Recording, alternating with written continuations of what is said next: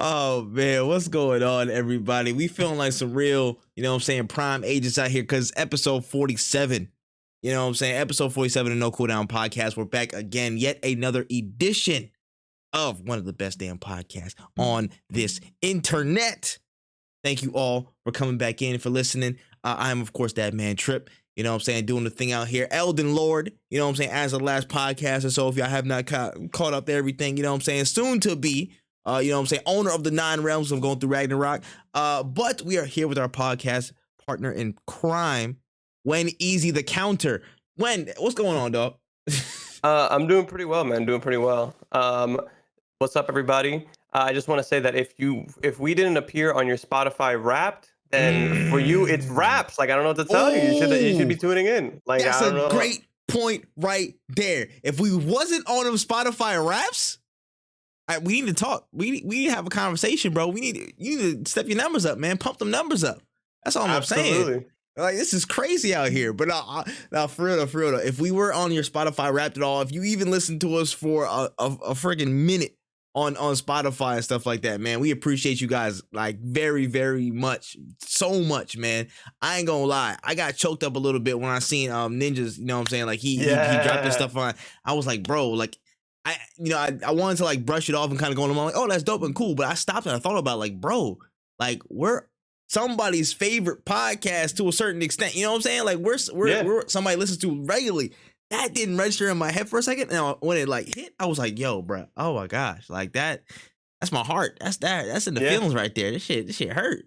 I ain't gonna lie. It's a different kind of feeling when it's like somebody who is not blood related to you, just a regular person is like, yo, I want to hear you talk. That's a great feeling. As a podcast, it's like, I want to hear your thoughts on this. That's a great feeling to have. It warms you up inside. Facts, man. Honestly, like literally, it means the world over to us. And the thought just popped in my head, man. If we can, create this insight and create this, intrigue and buzz from one person, we can do it to a fucking million people, man. We're that for me in that moment was like, yo, listen, the battery's now in the back fully. If it wasn't before, like we're definitely gonna be one of the biggest motherfuckers in the space, man. Y'all just watch, man. I'm telling you, this million about to go crazy. The million listeners about to go crazy. But hey, man, we take it day by day, and we gonna get there, man. We gonna get there. For sure, man. I'm excited. 100%, man, and we can definitely get there faster if everybody rates this 5 stars. No, make sure you rate it 5 stars on Spotify, Apple Podcasts, and of course we're available on Stitcher Radio, Google Podcasts, and Anchor as well. And the video versions will be available on Spotify and on YouTube at Wotaku channel. That's WOTAKU channel. Now we got some stories for this week. Some varying sizes, some different things, a couple of tinfoil moments here, but some good stuff in here, man. We gotta get straight to the main stories. Not even a warm up this week, man. But are you ready, Wen? Born ready. Let's get to it, man. Let's get to it. So the first story of this week, just kind of talk about December, man. 2022 has been a really an upticking year. In terms of the major releases that have been dropping. I mean, much improved from 2021. Of course, since the brunt of, COVID, we kind of experienced that over the past year. Things are starting to turn around. We've had some really, really big game drops, and December seems to be no different. Just to look at the docket for all the major releases. If my Twitter would load, please, and thank you. Right here. So today, we have the Callisto Protocol and Marvel's Midnight Suns and Need for Speed Unbound. Its stealth dropped 2 days ago. So Need for Speed Unbound dropped 2 days ago. You know what I'm saying? Which is already insane. On the 6th, we have Hello Neighbor 2. On the 9th, we have Dragon Quest Treasures, which I was looking forward to personally. On the 13th, we have Crisis Core Final Fantasy VII Reunion, which has been very, very, very anticipated from a lot of people. On the 13th, we have High on Life from the creators of Rick and Morty. And on the 14th, we have Witcher 3's Next Gen Update, which is a whole bunch of stuff that basically just reignites a lot of the look and feel of the Witcher 3 on consoles and on PC as well. I think there's like some PC update for it as well as attached. So, I mean, just your thoughts on December, the final roundup of, games for this year in this month. Oh man, so out of all these games, it's funny because when this year first started, I wasn't super excited for Midnight Suns, but I think out of all these games, Midnight Suns might be the one that I'm most excited for. I played a little bit of Need for Speed because if you have Xbox Game Pass Ultimate and you have that was EA what I was about Play, to ask you, son. I'm playing it this weekend. Bet. Yeah, you get a 10-hour free trial to try out the game. It runs pretty well on my computer. I wish I had a stronger computer because I want to crank it all the way up, but we're not trying to blow anything up out here. Yeah, that's right. And Callisto Protocol drops today. I'm still waiting. I'm still debating on if I'm going to cop it or not, but definitely a lot of good games on here that are definitely going to get played. I'm revisiting. I might regret saying this, but I'm going to revisit Witcher. I will see if I can. I've had this discussion with my friends all the time because they say that I didn't beat Witcher because I didn't beat all the DLCs, but I already beat Witcher and I'm not going to play the DLCs without rebeating the game. Yeah. So it's one of those things where it's like, am I going to beat Witcher twice? But I might, because that next gen update looks pretty nice. I can put it on the PlayStation 5, 4K Witcher. I don't know. That sounds like a really good vibe to me. Amen. Listen. See, you know what I'm saying? Casting some spells and dealing with some bounties and stuff in 4K is kind of different. It's a little different. Yes, sir. It absolutely is. And Dragon Quest Treasures, that game, I feel like it's a sleeper. Like, I really gotta get my hands on it. I'm telling people that I'm honestly, I'm most excited with Dragon Quest Treasures. Like, I've been waiting to actually check this out, like, for a good minute. Like, yeah, I know we dropped a video on this and we talked about it on the pod a long time ago when it first dropped the trailer. Dragon Quest Treasures looks like dope. And again, since, you know, Pokemon Scarlet and Violet came out, I think everybody's in like the monster catching mood. So I know I'm not getting what's it called? I'm not getting Scarlet and Violet till around Christmas time probably, but I can quench my thirst just a little bit and scrap with my Pokemon or my monsters or whatever, my Dragon Quest monsters, whatever you want to call them, in Dragon Quest Treasures. So I think this might actually be a really good game that comes out that's a sleeper that we should keep an eye on. You know what I'm saying? I know it could creep into my favorite games of the year list when we do it at the end of the year. I don't know. But yeah, also High on Life as well. High on Life could sneak in there as well. I keep forgetting this game comes out like this year. So I mean, this could be a super hilarious game. Like, you already get those vibes, but the gameplay could be pretty solid. I mean, for the last little snippet that we got, like it was like a mantis boss fight that we had to do, and like you're like zipping through like a little, like, I guess like you're in a silo or something like that. Like, it looked really interesting. So High on Life is gonna be good. In my opinion, I think this is a really nice way to end off December. It's been a really big bounce back year for games. I know, of course, it could have been bigger because, you know, some of the delays and stuff. Starfield's, the Redfall is supposed to come out this year. That got delayed as well. There were some things that, you know, didn't hit as well as it did and were delayed, but I still think this is a very solid year. 2023 is going to be ridiculous, but I think this was a really good kind of way to just kind of get people back in attune to, hey, listen, gaming is really moving forward. You know what I'm saying? Shout out to all the releases that people didn't mention as well as much. Tunics, the Sifus, you know what I'm saying? In the midst of it, we'll have a whole conversation about this year in review, but I think December this is a really good way to kind of cap it off. 1000%. I'm really excited to see what the next year has in store for us. But this has been an insane year for video games in general. There's so many games that come out that like we could name every single one that was a banger this year in our minds off the top of our heads, and we would still be missing some. Facts. Like, literally, there was so much to cover. There's so much I still have to play. Literally, after I finish Ragnarok, I'm just kind of going on revisionist reviews and just like going to get through everything. I'm like, I miss Gotham Knights. I miss Gotham Knights, Tunic. I missed a bunch of stuff that I have to go back and go do. You know what I'm saying? I'm about to look on how long to beat Sonic Frontiers. Like, literally, this Christmas break, and when I go on break for the winter, like for that however long I have off, son, I'm going crazy. I need to finish everything. I need to literally do that and map out all the content for it. So it's gonna be an insane winter season, just catching up and just looking on what was a pretty dope year, honestly, in terms of gaming stuff. So, you know what I'm saying? Kudos to December.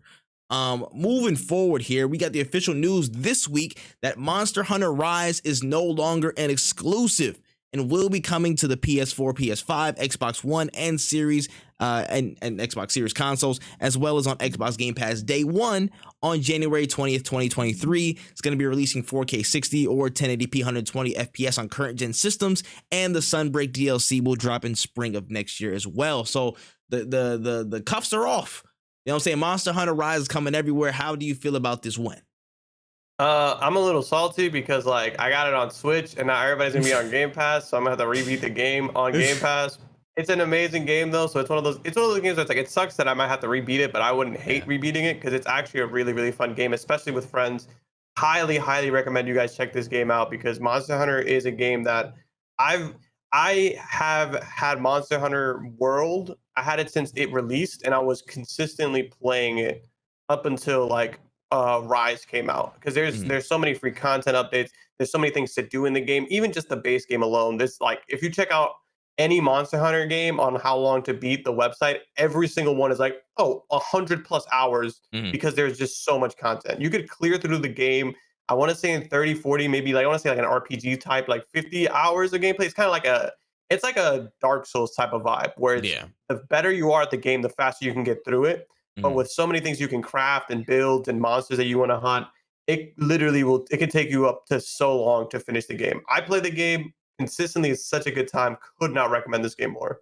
Mhm. Nah, 100%. I've been out the loop for a long time since what Monster Hunter, what, 3 or 4? I can't remember off the top of my head. I know I said it beforehand, but I completely forget which one I like stopped on, like at least or I tried last. But this is a big win, man. Monster Hunter's always been a consistent. That's one of the Hmm. few franchises that's always been consistently good. People who've played always had a good time.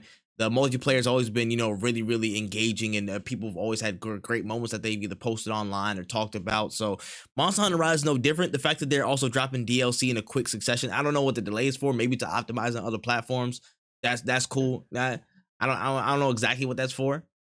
They had these delays like before when the Yeah, PS4 version of the game would have updates before the PC version would.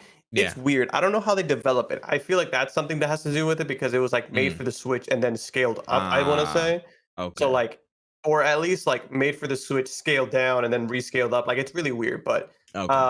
like it's hard to really pinpoint what it is, but they have had these delays beforehand. And I also think Mm, that it might be one of those things where it's like we want to see how many people are interested. But I also just I don't know, like it's tough. It's mm. a I don't like the delays because that was one thing that I hated, but it took Yeah. Monster Hunter World years to sync up with the PC release. Like I want to say the Mm. last year that it got updates. I don't think it's still getting updates, but the last year that it got updates was the first time where it was like everybody's getting the same thing at the same time. Okay, so it's finally in step. Got you. Got you. Yeah, Wow. Yeah, that's crazy. But it's over anything though. It's a big win for Xbox Game Pass, and it's another big one for Xbox Game Pass. So I know when it another comes, one. well, another one, bro. Another. They can't stop, bro. They can't stop. Who told y'all, man? When they said they couldn't have another one, the day one, God did. God did. Stop playing. Well, no, man. Xbox get a whole nother really good game. It's gonna have a lot of content in it. You know what I'm saying? I know I'm gonna be able to try it, when it comes out day one on Game Pass. So that's good. Coming to fit current gen consoles, which is great. Honestly, again, this is a solid win, a solid W, man. And again, it kicks off. January's already starting hot. There's already content out the wazoo in January 2023, bro. Oh my goodness. When we get to man, when we talk about this year review, and especially next year, this is gonna be filthy. 2023 is gonna be filthy. Oh, my wallet's in trouble. Oh my gosh. All right. Mhm. Moving on. With the new beta approaching for the FGC, Street Fighter 6 is reported to have a true input delay feature finally within the game for current gen consoles and of course for PC as well. There was nothing for the last gen consoles, however, so no input delay for PS4s and such. So how do you feel about the inclusion of this option, and then them making some explicit effort to again reduce that input delay and stuff across current gen and PC? Man, it's like it's like having a sharp knife, I feel like. At least for me, somebody who's like new to this to the area, it's awesome. Like have like when you're somebody who knows how to use a knife, like this, you're gonna Mm, feel the difference. But when you're somebody who doesn't know how to cook at all, it's like, what does this mean for me? mm, So I read through the article, and essentially for those who don't understand what this means, it just means that when you press the button, the action is gonna happen faster on screen than it would normally do. But of course, what that means is if the action happens faster, the window for certain things might go down. And if I am wrong, please let me mm. know in the comment section. But if I'm not mistaken, faster inputs means you will have to do inputs faster. So those quarter Yeah. circles that everybody hates, those Z's that everybody hates, it's it's gonna be tough. It's gonna be Fucking tough. hate Z's. I hate Z's, and I Yeah, hate them half circle joints. I hate them half circle. it's it's gonna be Fucking sweat. interesting.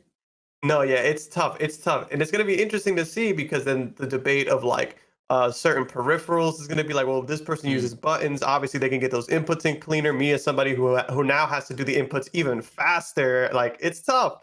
But this is also still fairly good. Like it's not, if you're somebody who doesn't need these inputs, needs this kind of like delay, you can obviously play the game without it. Everybody who's playing on PS4 or Xbox One is going to have to play without it regardless. Mm. And I think that there's still space for those people to play this game. It's really interesting how far they're using this game to push the boundaries of our modern fighting games, though, because this isn't something that you normally see all the time. Yeah, nah, this is probably again literally they said in the article like one of the first games to actually really make an make an effort and an emphasis on, hey, we need to reduce the input delay. Like this is an explicit, hey, we're doing this on, like they're really making this a known thing. So the article also went on to mention, talking about like, if people are serious, they're gonna like have to switch to to modern consoles and Yeah. stuff like that. And just speaking on a general level, I feel like more and more we'll probably see things like this in the FGC, where like they're gonna make an effort to have those, the input delays, the things that really push performance. So that could potentially cause a way for people to get next gen consoles. But again, we're waiting on PS5s and Xbox Series X's and stuff to really get more available, because they're still kind of scarce. They're getting better, but they're still kind of wishy washy in terms of availability and volume and supply. But it's speaking purely on the option, fantastic, fantastic, fantastic.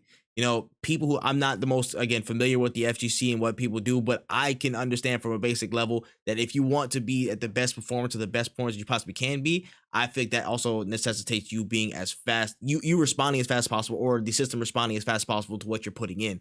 Same goes for FPS. Same goes for a lot of fighting games. I think that holds pretty consistent. Same holds, so again, a lot of sports games as well. The closer you are to that obvious thing, the better off you're going to be, the better off your experience is going to be. It's going to be less blame on the system if something goes wrong, and more on you if you're getting your ass whooped. So that really reduces a lot of maybe the complaints that people might have had. Fantastic stuff. Street Fighter 6 is doing a smash up job in their marketing run and just making things known. They have barely put a foot wrong since they came out with the second trailer. Since they fixed that damn logo, they've been cooking with fire. So I can't say nothing but praise for them, man. They've been really killing it, and more, I really want to get into Street Fighter 6 more and more, man.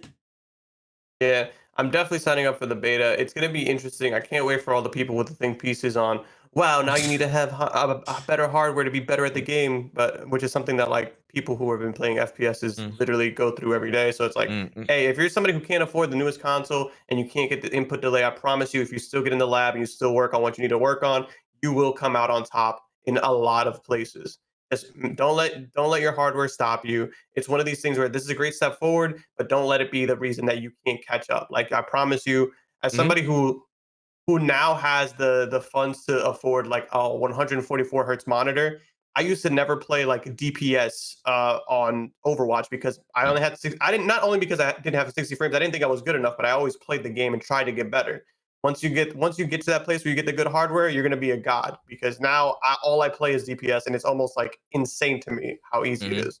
Mm-hmm. 100%, man. It's just tools and extra mechanics and stuff. The fundamentals is down to you. So don't let the thought of a feature, let you down, last gen console people. But also y'all are broke boys, get your money up. Now I'm playing. But no, shout out to Street Fighter 6 though. This was pretty solid 1000%. option. All right. Now, of course, the Game Awards is next week. Be sure to check out WenEazy stream next week as well, because he will be live streaming it. Y'all go in there, what I'm saying? Y'all make sure y'all get locked in. A lot of announcements, a lot of good, funny ass moments will be had, I am sure, with Wen as he watches it. But we're getting a lot more teasers from damn near everybody saying, oh, we're going to be at the Game Awards. Oh, it's going to be at the Game Awards. Let's go talk about it. And apparently, we got some devs here. We got a countdown landing page from 505 Games and Epic Games as well. There's like a shoreline of some place, and they call it Rockay City. And the countdown's been, of course, leading to the Game Awards on December 8th. But we're just sitting here. It's tinfoil hat time, man. What the hell could this be? I've heard a couple of things, spout around, but I'm interested to see what your thoughts on what it could be. When I first saw it, I thought immediately was like, my thought was immediately Saints Row. I don't know why. I saw it because it was Epic, and I think that's what it was. But it's 505 doesn't make the Saints Row games, but they don't make the Saints Row game. It's really tough because I don't know what it could be. It's got to be a new IP, right? Like I feel like it's got to be a new IP that has to do with open world for sure, because you wouldn't show off a city like landscape unless people are going to be able to explore it. Like that wouldn't be your main focus of the game. Mhm. So if it's Epic, I don't know. It could really be anything. My money's on a new IP. Um, it'd be sick. Would be oh my god, I can't think of this open world game right now. I was my guess was honestly, if they got the license for it, I would have said either I would have said Just Cause. Honestly, off the rip, I would have said Just Cause, but I feel like it wasn't big enough to be like a Just Cause thing. You know what I'm saying? I feel like it wasn't dark enough. Yeah, and I can also agree with that. I feel like that's a little bit too far fetched. Some people also said Sleeping Dogs. They said Sleeping Dogs a lot, and I was like, don't give me hope. First and foremost, watch your mouth. And two, I don't know. Isn't that also a Square Enix thing? I mean, of course, that's a licensing issue. If they got the license, that's cool. But I don't know for sure if that's the jump. If it is, I'm gonna be over the moon. I'm going to again do a backflip. But like this is pure speculation. I'm siding with you. I think that this actually might be a brand new IP that we're seeing. It's gonna be something open world, something probably third person shooter, in my opinion. But just interested, really interested on what it could be though. Yeah, it's tough because it's like they have when you go into the 505 games category, like there's so many games on here, Bro, right? So it's really hard. If this joint is freaking Puzzle Quest 3 or Puzzle Quest 4, I'm gonna be like, what the hell is this? Made no sense. But Yeah, I can't. like, It can't be. Maybe, or so I'm gonna go with open world. Maybe, or it could be a racing game. It could be Grid. But that's really the only thing I can think of. Oh my gosh! When's the last we heard of Payday? When's the last thing we heard of Payday 3? You think it's Payday? I would hate if it's Payday. No, when's the last we heard of it though? We heard of them last year. They showed us pictures of the game, but they didn't show anything. Did 505 make Payday?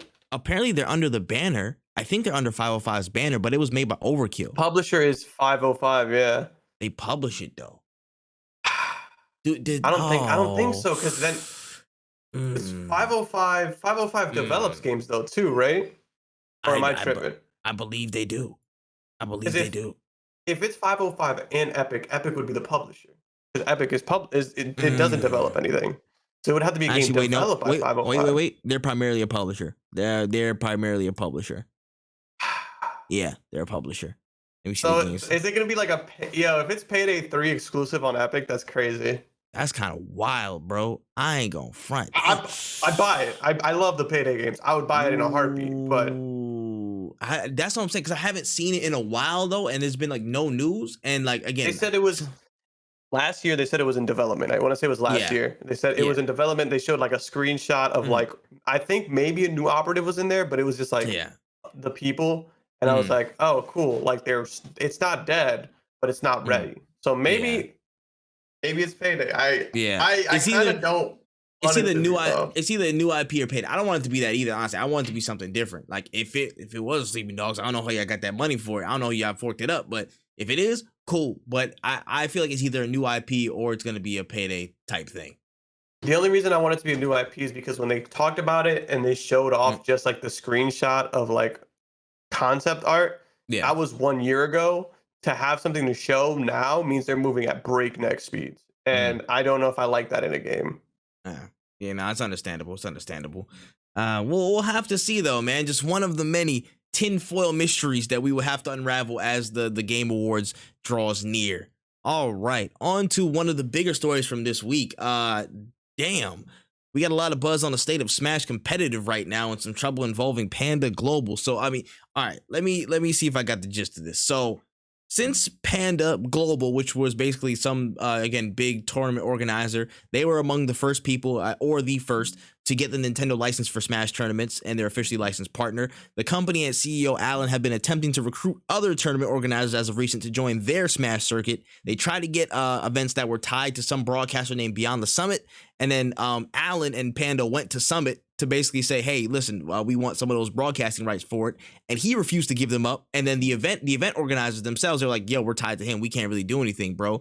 So apparently the Panda CEO, Alan, threatened and eventually got Nintendo to, get involved to some degree. And at some point, the Smash World Tour is now canceled. Apparently, of course, the Smash World Tour was unlicensed, but wasn't apparently encouraged by Nintendo, and they were on favorable terms earlier this year before stuff went south, and they eventually got canceled just recently. So, I mean, thoughts on this? A lot of stuff has went down. This has huge ramifications from what I'm seeing. A lot of people have been speaking on it. A lot of prominent, Smash Bros. Figures. How are you seeing the situation? What do you think about it?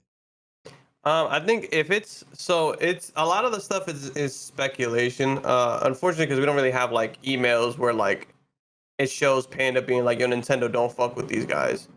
But it's kind of backed by like a lot of people believe that this isn't far off of their MO. And it's honestly it's kind of sad for fighting games and for Smash Bros. In and of itself, because it's a game that already has to fight so many hurdles. Just being a Nintendo property, you have to fight so many hurdles when it comes to esports, because Nintendo isn't the company that will put millions and billions of dollars into their esports things, like a company like Rocket League, where Rocket League, well, as soon as it came out, it was an esport. They kind of always marketed and had Smash Bros as a party game, and that's really what Nintendo wanted.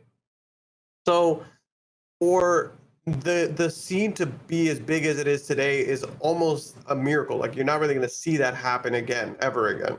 And for tournaments like this to get shut down, off of what some people are speculating to be because people want a monopoly or people want to just hold on to all like the events, it's sad and unrealistic. And the reason I say unrealistic is because I don't really know much about Panda, but I know for a fact that Panda cannot possibly facilitate every single tournament on the greater United States of America. Mm. Like I went to school in a small town in the middle of PA, and we had Smash tournaments, and people were driving to other Smash tournaments and like colleges and things like that. Mm. So to shut down thing like it just doesn't make sense to me, outside of like greed, outside of being like, we want to be the only ones to do this shit. But it also just doesn't seem realistic. Like, you know how much demand there is and how much supply, like how much money do you realistically have to run all these tournaments to get all these people together? Like, it just doesn't make sense.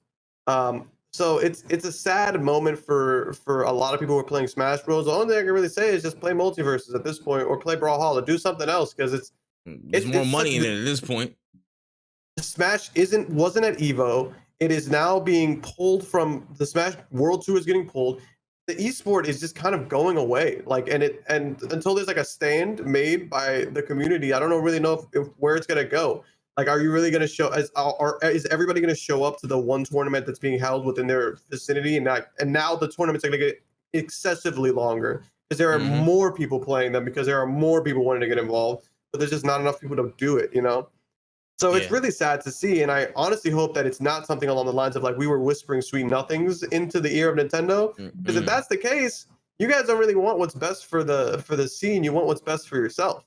Yeah, I'm not gonna lie. It does not help that we heard word that Bobby Scar, who was a prominent Smash commentator, he posted a video recently. Well, literally in the last like 6 hours or so, or something like that, 6 to 8 hours, and he was talking about a bit of the comments towards the Panda CEO, and he was also talking about kind of peace and stuff in the space and trying to actually figure out what's going on. But his video got taken down apparently by PandaGlobal, so it's like or somebody, but the comments were geared towards PandaGlobal, and the video's been taken down within like an hour, just like that. So I don't know what this is, but I can tell you this: Smash is definitely in a bad way. You see all these people commenting, and like it's looking like disaster scenarios.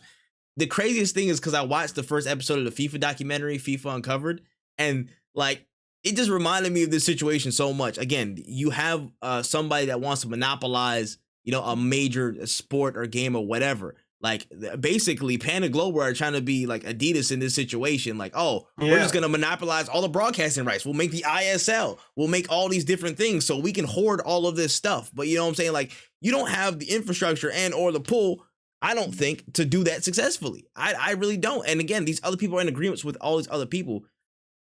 The way I see it, I'm not saying that they did the shit and they really like talked to Nintendo like, hey, they're unlicensed. You might need to shut this down like crazy, bro.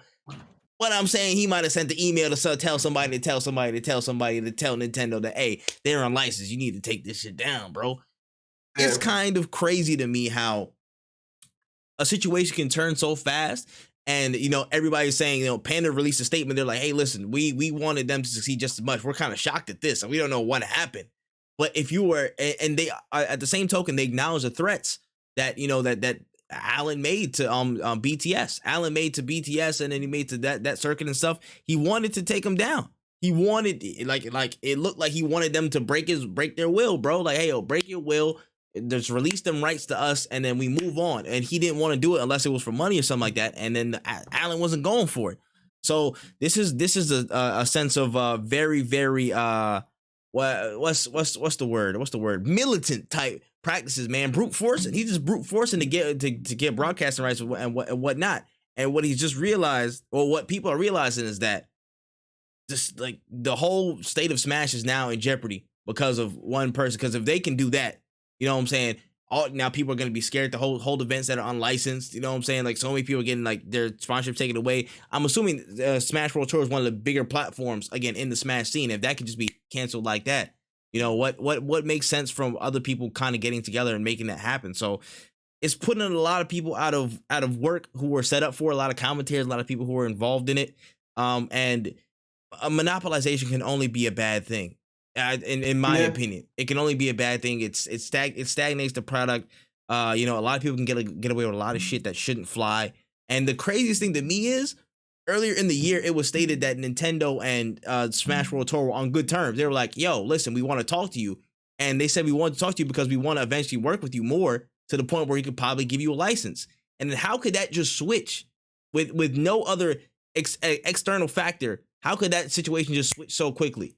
Even though they knew the situation going in beforehand, it has to be somebody budging, you know what I'm saying? And kind of giving that little nudge, like, hey, bro, we're licensed. They're not. If you don't do something, we're going to take our money and leave.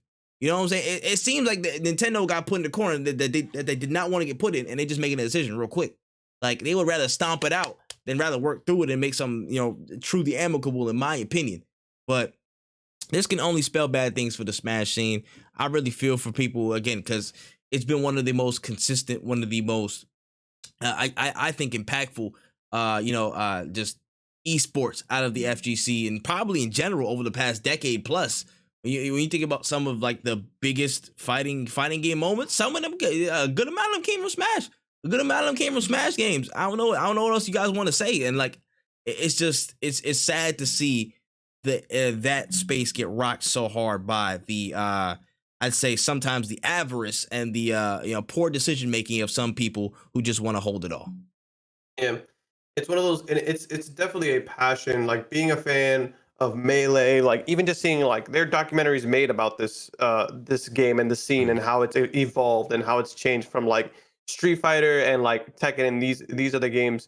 Their story in the fighting game scene is completely different from Smash Bros. And Smash Bros. Literally willed itself into existence. Like, competitive Smash became like was made from the players, not the developers. Like, people who, when they make Tekken, they want to make a great fighting game, a competitive fighting game. When they made Smash, they wanted to make a fun party game where you fight your friends, and the fans said, we're gonna make this an esport. And that's what's really crazy about it. It's really sad to see, and I honestly don't know where Nintendo is heading. Honestly, they've kind of been in a really weird spot these past few months, and it's sad to see. Yeah. Now, this is a very, very important juncture for them in this next year or so. They're gonna need to figure out whether they want to be collaborative truly with the people, or they want to continue in their old ways. Do they want to leave all this money on the table from, you know, again, all the potential partnerships, from everything, even beyond fighting games and beyond esports, just being collaborative, understanding that, hey, listen, there are creators on the other side, there are people on the other side that want to, you know, do what we do, they love what we do, and we want to at least get back to them, and that will tap into our bag even higher. That will give us even higher access to the bag if we're being receptive to them. Or do you want to continue on the same path? We don't care. We're going to lobby against y'all. We're shutting anything down that y'all make that's even slightly different. If y'all voice acting anything on Pokemon, blah, blah, you're dead. You know what I'm saying? You're out of the water. If you do anything that's unlicensed, you're automatically banned. It's a wrap. Do they want to continue on that path, or do they want to actually open up, open up themselves to collaboration and a higher level of success, because they're the sleeping giant of gaming because they sleep on themselves so consistently. Nintendo let themselves down so consistently from almost every single standpoint out, like behind the regular game. You know what I'm saying? Outside of the actual, like, you on the console, you on the platform playing, they let themselves down in so many different contexts, and we can go break it down from a game availability standpoint, from past and present games and stuff like that.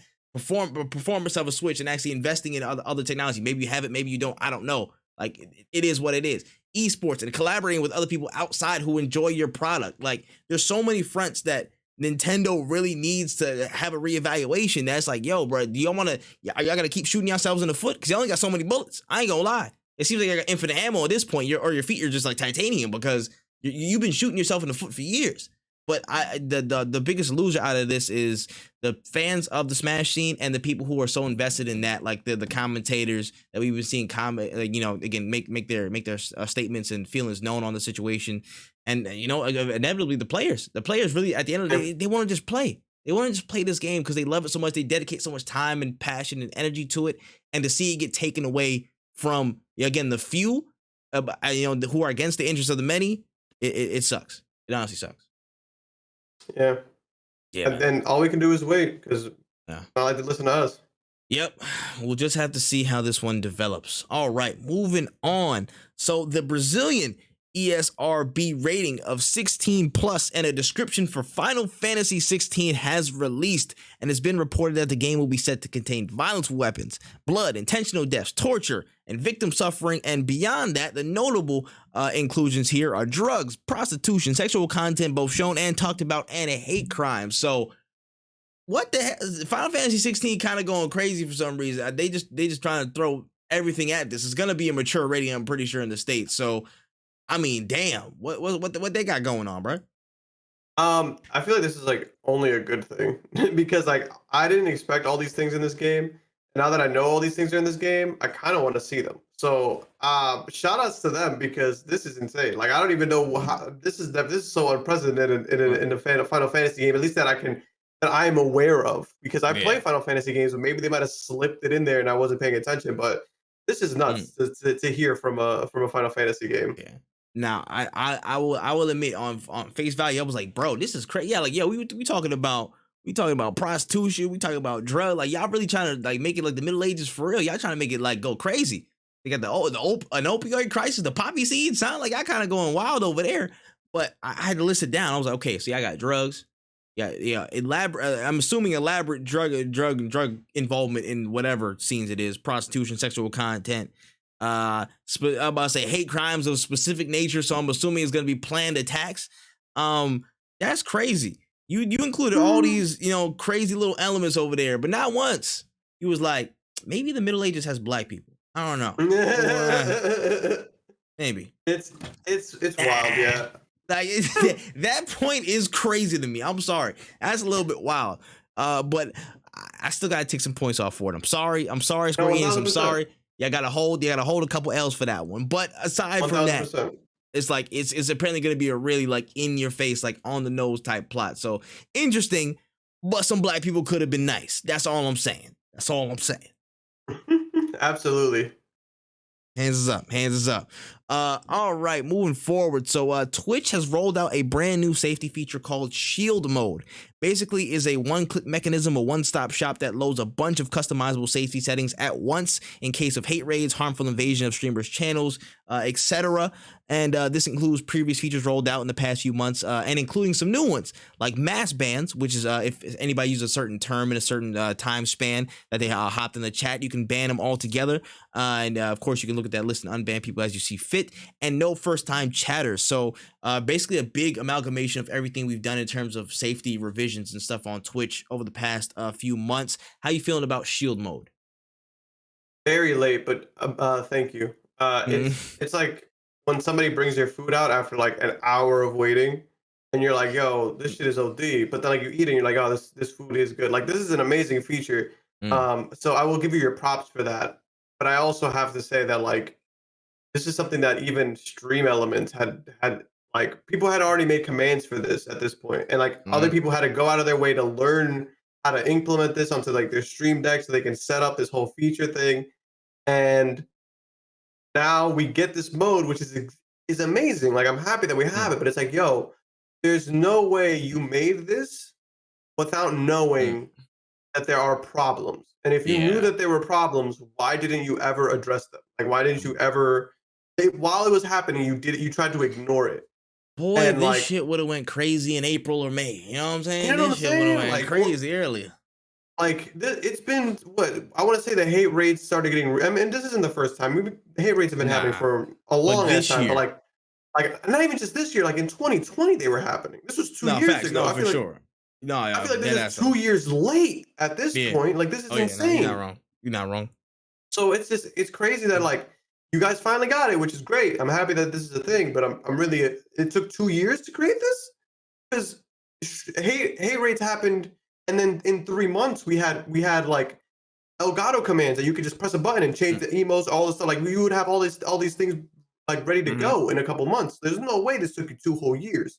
There's just no Facts. way. Mm-hmm. Yeah, nah, I'm not gonna lie, it's crazy. I just want to let it be known that me and Seribot still tight. You know what I'm saying? My boy still pull up in the chat. So if anything go crazy, he with me. He with me. So again, on paper, fantastic feature. Honestly, mass bans, no first time chatters, fantastic features. I think that are added to this shield mode overall. One click of a button, you get the whole pop up. I actually tested it on stream yesterday. I was like, oh, I saw the button. I was like, oh, why not? Before I went live, I was like, oh shoot, it literally pops up a whole entire command center that you can just like Yeah. input stuff. It automatically puts in features, locks down the chat very very well. Very very effective tool. And I think at this point, Twitch's moderation is much better than pretty much every other app out there. I will again 100%. I think that's a pretty fair statement. Given YouTube streaming, giving other platforms and such, Facebook, blah blah blah. I think the moderation on Twitch is now within a good margin the best in terms of that. But again, the timing is just a pain in the ass because now hate raids aren't really. They're probably still happening, but they haven't been happening as rapidly as they were from 2 years ago, 1 year ago, 8 months ago, 6 months ago. They've died down a bit at this point in time. So it's like, okay, you kind of came in with the catapult after the battle's over, son. I'm like, that's a little bit damn, bruh. I'm glad it's finally here, but this is like, bro, the war finished. The war finished for now. You know what I'm saying? The next battle is gonna be in like another 2 months. You know what I'm saying? Glad you made it, but damn, there's a lot of damage done already. So it is what it is. You're gonna have to just hold the L for that one, to be real, and just acknowledge like, hey, sorry, we're late on this. I wonder what the prioritization pipeline was like for this project. Wonder what maybe got more attention on this team. Maybe the team had multiple projects or there was shuffling pieces. I don't know the story, but all I know is I'm glad it's here now. A little bit too late. You know what I'm saying? But I'm glad you guys made it. Regardless, still really good future. A really good feature. Really good feature. Yeah, 1000%. I'm happy that you guys have it, but it's like, man, This boy, come on. if I could do the end game and teleport to a different timeline with this, bro, we could have stopped something. We could have stopped Yeah. something. I tell you that, bro. All right, moving forward here. So after its release, we have an official content roadmap for Sonic Frontiers going into 2023 that will be all free and in 3 phases. So the first phase is going to have photo mode, new challenge modes, and a jukebox, of course, with a bunch of different tunes from the Sonic world in the first phase. Some type of Sonic birthday celebration, more open zone challenges, and new Coco or Koso. I don't know how to pronounce it. Correct me if I'm wrong, please. In phase 2. And in phase 3, we'll have new playable characters and a new story update when that drops. So, I mean, thoughts on the new roadmap, all free for Sonic Frontiers? That's awesome, man. Especially like we always love free updates on games. For sure, for sure. Happy to see more content in this game. I might cop it up for myself because I think it was on sale on Amazon, so I might have to go see what that's hitting for. But we absolutely love more add-ons to your games, especially when you don't have to pay for them, man. Please. Yeah. Now, I don't mind free shit at all. Trust me. Trust me. If it's free, it's probably for me. I ain't gonna lie to you. I'm not a detractor of that whatsoever. But I will say this. I find it funny sometimes how games will have a free roadmap update on stuff that they could have dropped on day one, but they're just like, hey, listen, y'all, we're gonna have to. They can't say we're delaying it. They can't say we're delaying it for the sense of PR or whatnot. a lot of games definitely do this now, and I feel like this is a larger conversation to be had. I think I'm not mad at it, and it doesn't hurt anybody in the long run, in my opinion. I just find it really interesting how the marketing has gone from, okay, we don't have this content. We're not going to have this ready by day one. Fuck it. Spread the timeline back, and then we'll just announce it all as free updates. You can all get them at this point, blah, blah, blah. We've seen hella games this year do it already. And I feel like it's a common, I guess, symptom of games that, again, they have a lot of content ideas, but the timeline is so small for them to work. And maybe there's corporate pressures from them. Maybe there's, again, constraints in their development cycle. But it's interesting to see how every game has now turned that negative into a positive, in a sense of, we can't get this out in time, but I mean, we'll give it to them as free content, aka content that should just came with the game day one, that we don't value as something like that as paid DLC or anything like that, and then they'll eat it up. I find it funny how the gaming industry and a lot of games today have kind of switched that narrative from, we don't have everything day one to, oh, we're giving it to you for free later. You know what I'm saying? Like, at least the framing of it. And again, it don't hurt me because it's free. It don't hurt me whatsoever. You know what I'm saying? I already paid full price for my game. So this is just, technically what I was owed from that point, or it's free, or still free. But I just always found it interesting how that the paradigm has shifted from, we're going to keep incentivizing you with that stuff. Or maybe the pipeline was always like that. Maybe the game was finished, which I highly doubt, for a lot of these games. But I just always saw that it was a funny switch. I don't know when it happened, but it was just a funny switch when it did. No, I know what you mean, and it's something that, like, even something as small as like day one patches, like that's another, like, I feel like that's another thing. It's nowhere near as bad as like roadmaps, but it's just like the idea of, like, we say this game is going to be done on this day, but we're still working on this day. So like, that's a big problem in the industry now, and I think it is very much corporate pressures are being like, hey, you gotta get a game out in this quarter because you haven't made enough money or whatever. And it's sad because I'm sure like a lot of people would have enjoyed the game more with all these different things to add on to it. Sometimes it's okay. Like a game like Sonic, I could have seen myself being like, no, I wish this would have been in the game when I first got it. But sometimes a game like Monster Hunter, where there's already so much to do, this extra stuff just seems like a bonus. So it comes down to like the quality of the game on shipping and the quality of the updates as you go on. Because if you have a game like Monster Hunter with free updates, I don't ever see it as lacking content, or like they could have did this when the game first came out, because there's already a million things to do in that game. Yeah. But I completely understand and I'm not in agreement with like certain things like let's say this isn't the best example, but like GTA 5 talking about online, but then not having an online mode on release, and like it something comes like a year that. later. Yeah, they'll say it came out for free, but I'm like, damn, what happened to the year we was waiting on it? You know what I'm saying? Like, exactly.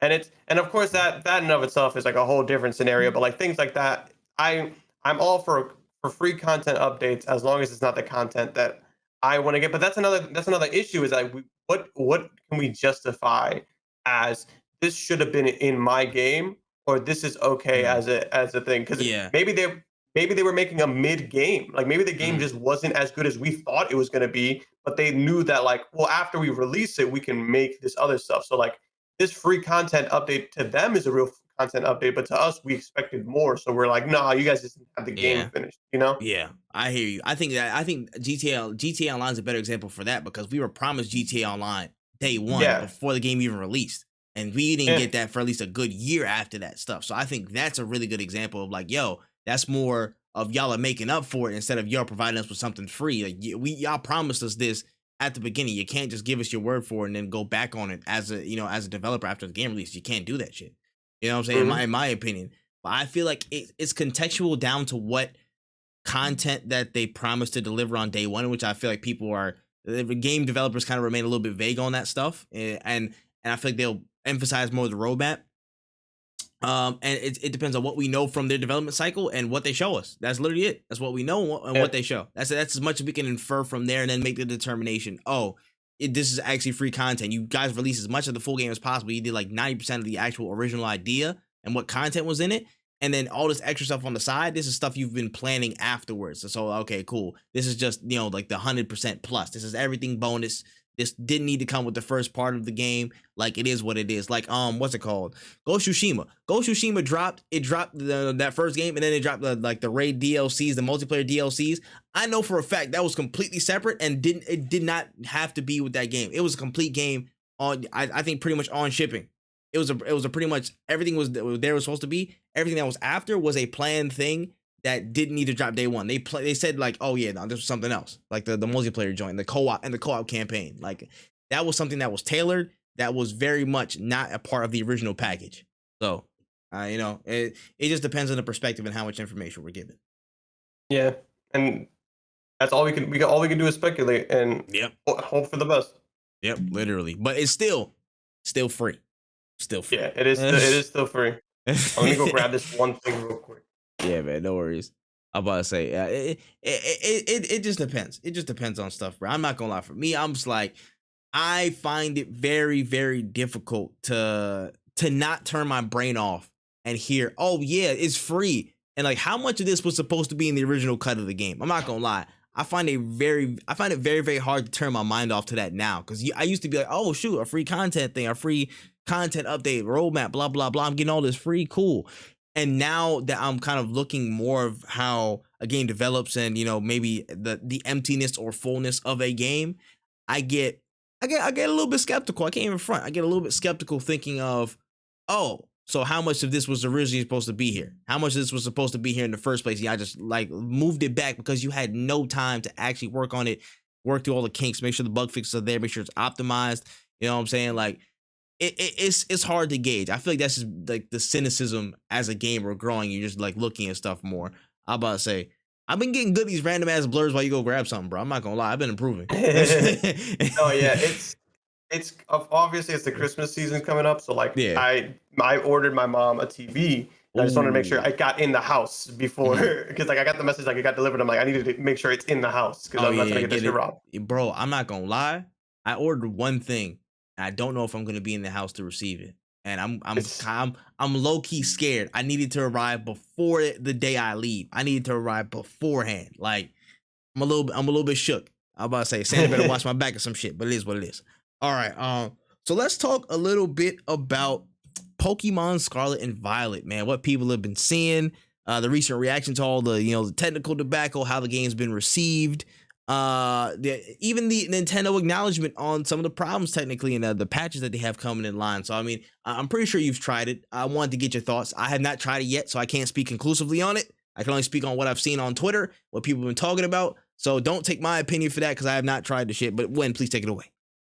So Pokemon Sword and Shield is definitely like, if you ever had a cheap PC, it's, or like imagine playing a game that was meant for the PS5 on a PS4.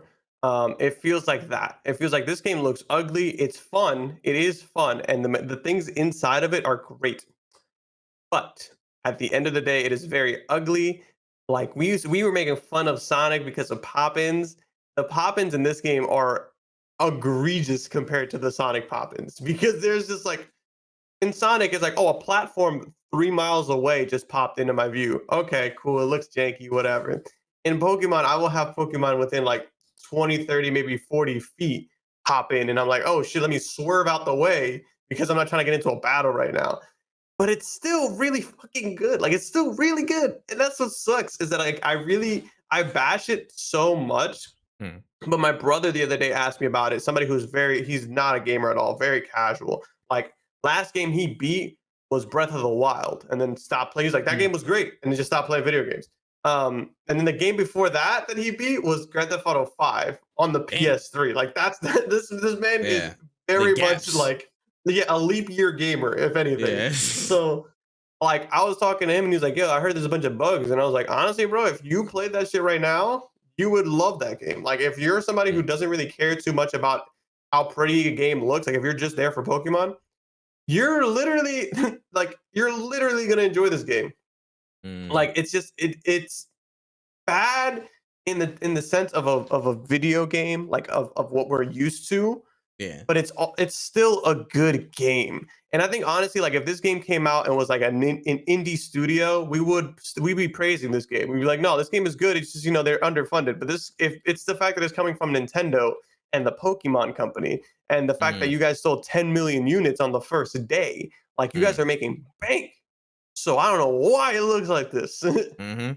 Mm-hmm. It's kind of crazy from my perspective. From an outsider's perspective, it's crazy. I have not played a Pokemon consistently in a long time, and I was really looking forward to this one because I'm getting my Switch at Christmas. So I'm like, okay, cool. I'm a hop back right into this. But when I see the technical issues, I'm like, damn, bro, a franchise this successful, quite literally, I think one of the most successful gaming franchises, if not the most successful, like probably one of the most successful franchises on earth. If you keep it in a buck, like crazy amounts of units pushed, and it's still technical issues and stuff like this. You know what I'm saying? But at least they've acknowledged that the fact that, hey, listen, we know the game dropped shitty. My fault. That's my bad. That's all on us. We'll drop patches, but all these patches that's gonna help. We'll see. Um, but everything else I hear outside of the technical thing is it's one of the best Pokemon games ever because of how much depth that they put into it. Of course, I'm not sure how people have tried the co-op systems yet. I'm not sure how those all worked in one session. I've used them. Mm, It's still janky. Like mm, that's just how it feels. It's just nothing about this game feels smooth, but it still yeah. feels fun. But like I was playing with my friend, and like at one point they were just like gliding, like Oh shit! Yeah, the bike. legendary wasn't moving; it was just gliding. Um, and it was just funny. We were like, "Oh, that's so stupid." I haven't Mhm, played any raid battles, but we traded. Like trading is fine. It yeah. just moves a little bit slower, and that's really what it is. Like if you can see past if it wasn't Pokemon, this game would be a 3. But because it's Mm. Pokemon, because it has that fucking I don't know what it is. I honestly think it's just drugs. It just because of that cocaine in it, you're just Je like, ne sais damn. quoi. Yeah, you're just like, damn, it's still Mm, a pretty good Pokemon game. You know what I'm saying? Like mhm, this, like I'm over here like this game is kind of whack. Is that a primate? And then like everything goes out the mm. window. That's really what it is. Yeah, nah, I hear it. I hear it, man. It's like again, even with the whole slew of technical issues and people were mad at it, people was returning the game. Shout out to Negus. Like like even with all of that, people were like, "Yo, this is probably one of the best Pokemon games ever made. It's up there." Like, yeah.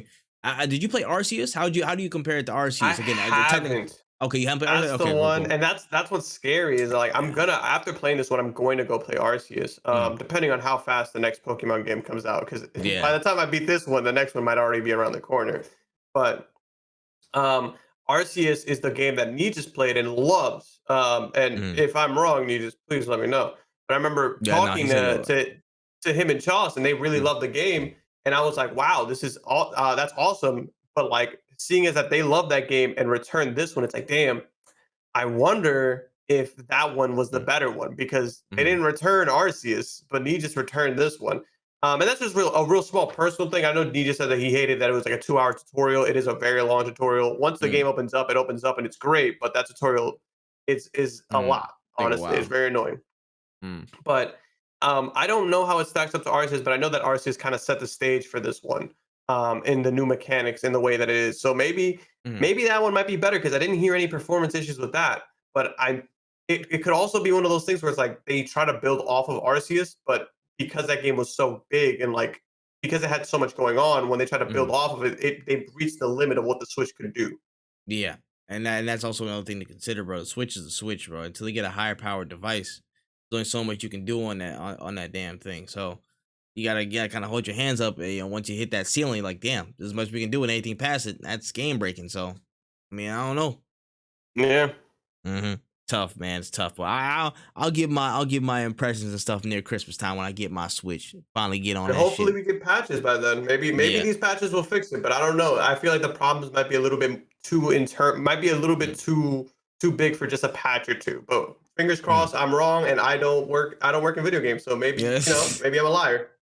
Hey man, listen, we'll find out. We will find out. All right, on to the trailer troll. That is the segment of the show we talk about TV, anime, movies, more watchable media, and all that good stuff. We got a few stories that came from this week so far, starting with a brand new trailer for Indiana Jones. Of course, we heard some word that Indiana Jones will be coming back over the past few months, and the brand new title, Indiana Jones and the Dial of Destiny, is out. Had a whole bunch of action set pieces, of course. Harrison Ford is back, and of course, in the titular role of Indiana Jones. Had some points of him looking like a younger self. They kind of de-aged him. Did the whole Disney joint. His goddaughter or something, or his granddaughter's in there. I think it's a goddaughter or whatever, or great granddaughter or whatever. I don't know, bro. Hella family relations, a lot of stuff, a lot of whip cracking, which is I take offense to that, whatever. But it's a lot of stuff, a lot of action in there. How do you feel about it, Wen? Man, I don't know. Maybe now that I'm older, I gotta rewatch Indiana Jones because when I was a kid, I was like, I don't really care. I Um, was having the same thought. I ain't gonna lie. Like I used to. I honestly liked Indy. I honestly like Indiana I didn't Jones. hate it. But I wasn't that intently. I wasn't that into it. I wasn't that into it as everybody else that I talked to. You know what I'm saying? Or people would talk to about that No. movie. I was like, yeah, it's cool and stuff like that. It is what it is. But then the ironic thing is, I love like stuff like Tomb Raider. I love National Treasure. I love like you know what I'm saying. Like I love those types of adventure shows and watching that type of stuff. I love the treasure hunter type stuff. I love that genre. I actually really do. So it's weird to see it, and I'm like, I'm not as excited because I haven't. I guess just because of indie and stuff like that. But I think it looks pretty good, honestly, for an old ass man. For this man is literally like 85 million years old. He's still somehow mobile in this joint. I'll clap it up for him. This man still got WD-40 on his joints and stuff. He's getting mobile. He's getting it mobile. Yeah, I shout out to Harrison Ford because I literally could never at that age be like after doing everything that Harrison Ford has done to still be Mm, acting. It truly is a passion of his because you could not pay me enough to get mm, out of bed at that ripe age with only so many days left in my like. I'm so old. I want to spend time with my family. I want to enjoy my life. I got to show up to set at what time? It's mm. 6 a.m. I gotta be at makeup when? No, I'm not doing that. Especially Crazy. they're the main character. It's not like you can do a lot without them, you know? Mm. So shout out to Harrison Ford and his love for acting because I don't know if I could once I hit like 60, I doubt I'd even stream anymore. I'd be like, nah, Yeah, I'm nah. I'm I'm on my way out. I hear it. So you're not trying to be that one grandma that play FPS games? You're not trying to do that?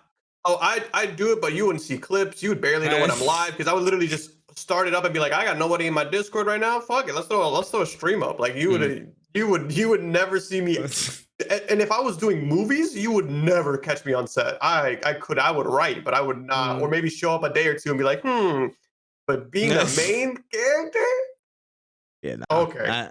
That's fair. That's fair. I ain't gonna lie. Like, I might be on PCP when I'm that old. If I get to that age, I'm going to become Daredevil. I'm going to be just doing stunts out of nowhere, bro. I'm not gonna lie. That's just out of the fact that I've made it that far. I've earned the right to do it. Therefore, I will. So that's a whole nother thing. And speaking of PCP and drugs, let's move on to another great trailer we had today, man. I mean, it could possibly be the greatest film of all time, man. I'm talking about the wonderful trailer we got for Cocaine Bear.